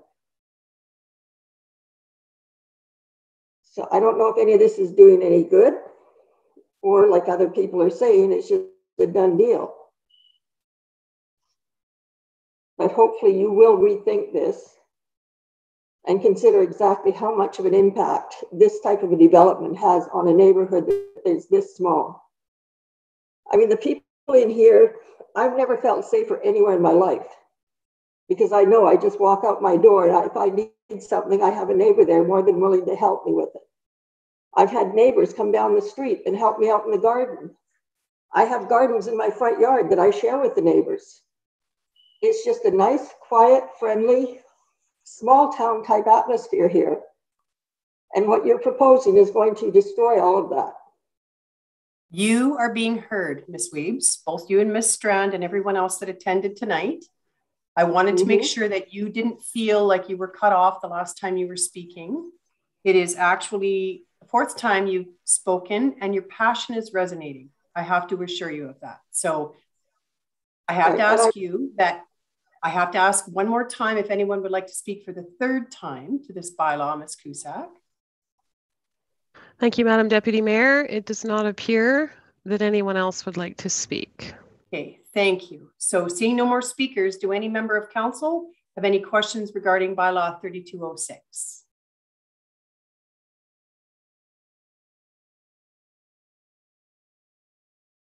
Councillor Albrecht, I see your hand up. Please go ahead. Thank you, Deputy Mayor James. And I just want to make a point of thanking all the participants on both sides of the argument. And I want to assure our residents that they have been heard as well. And there's a majority, well, everybody on council is here tonight. We've all heard, and I'm not going to speak for all of them, but I have to say that I really appreciate the feedback. It is important to hear from our residents when we're making these kinds of decisions and weighing possibilities for the future of our community. So I want to thank you all very much. Thank you, Councillor Albrecht. Would anyone else like to speak or ask any questions regarding public hearing 3206?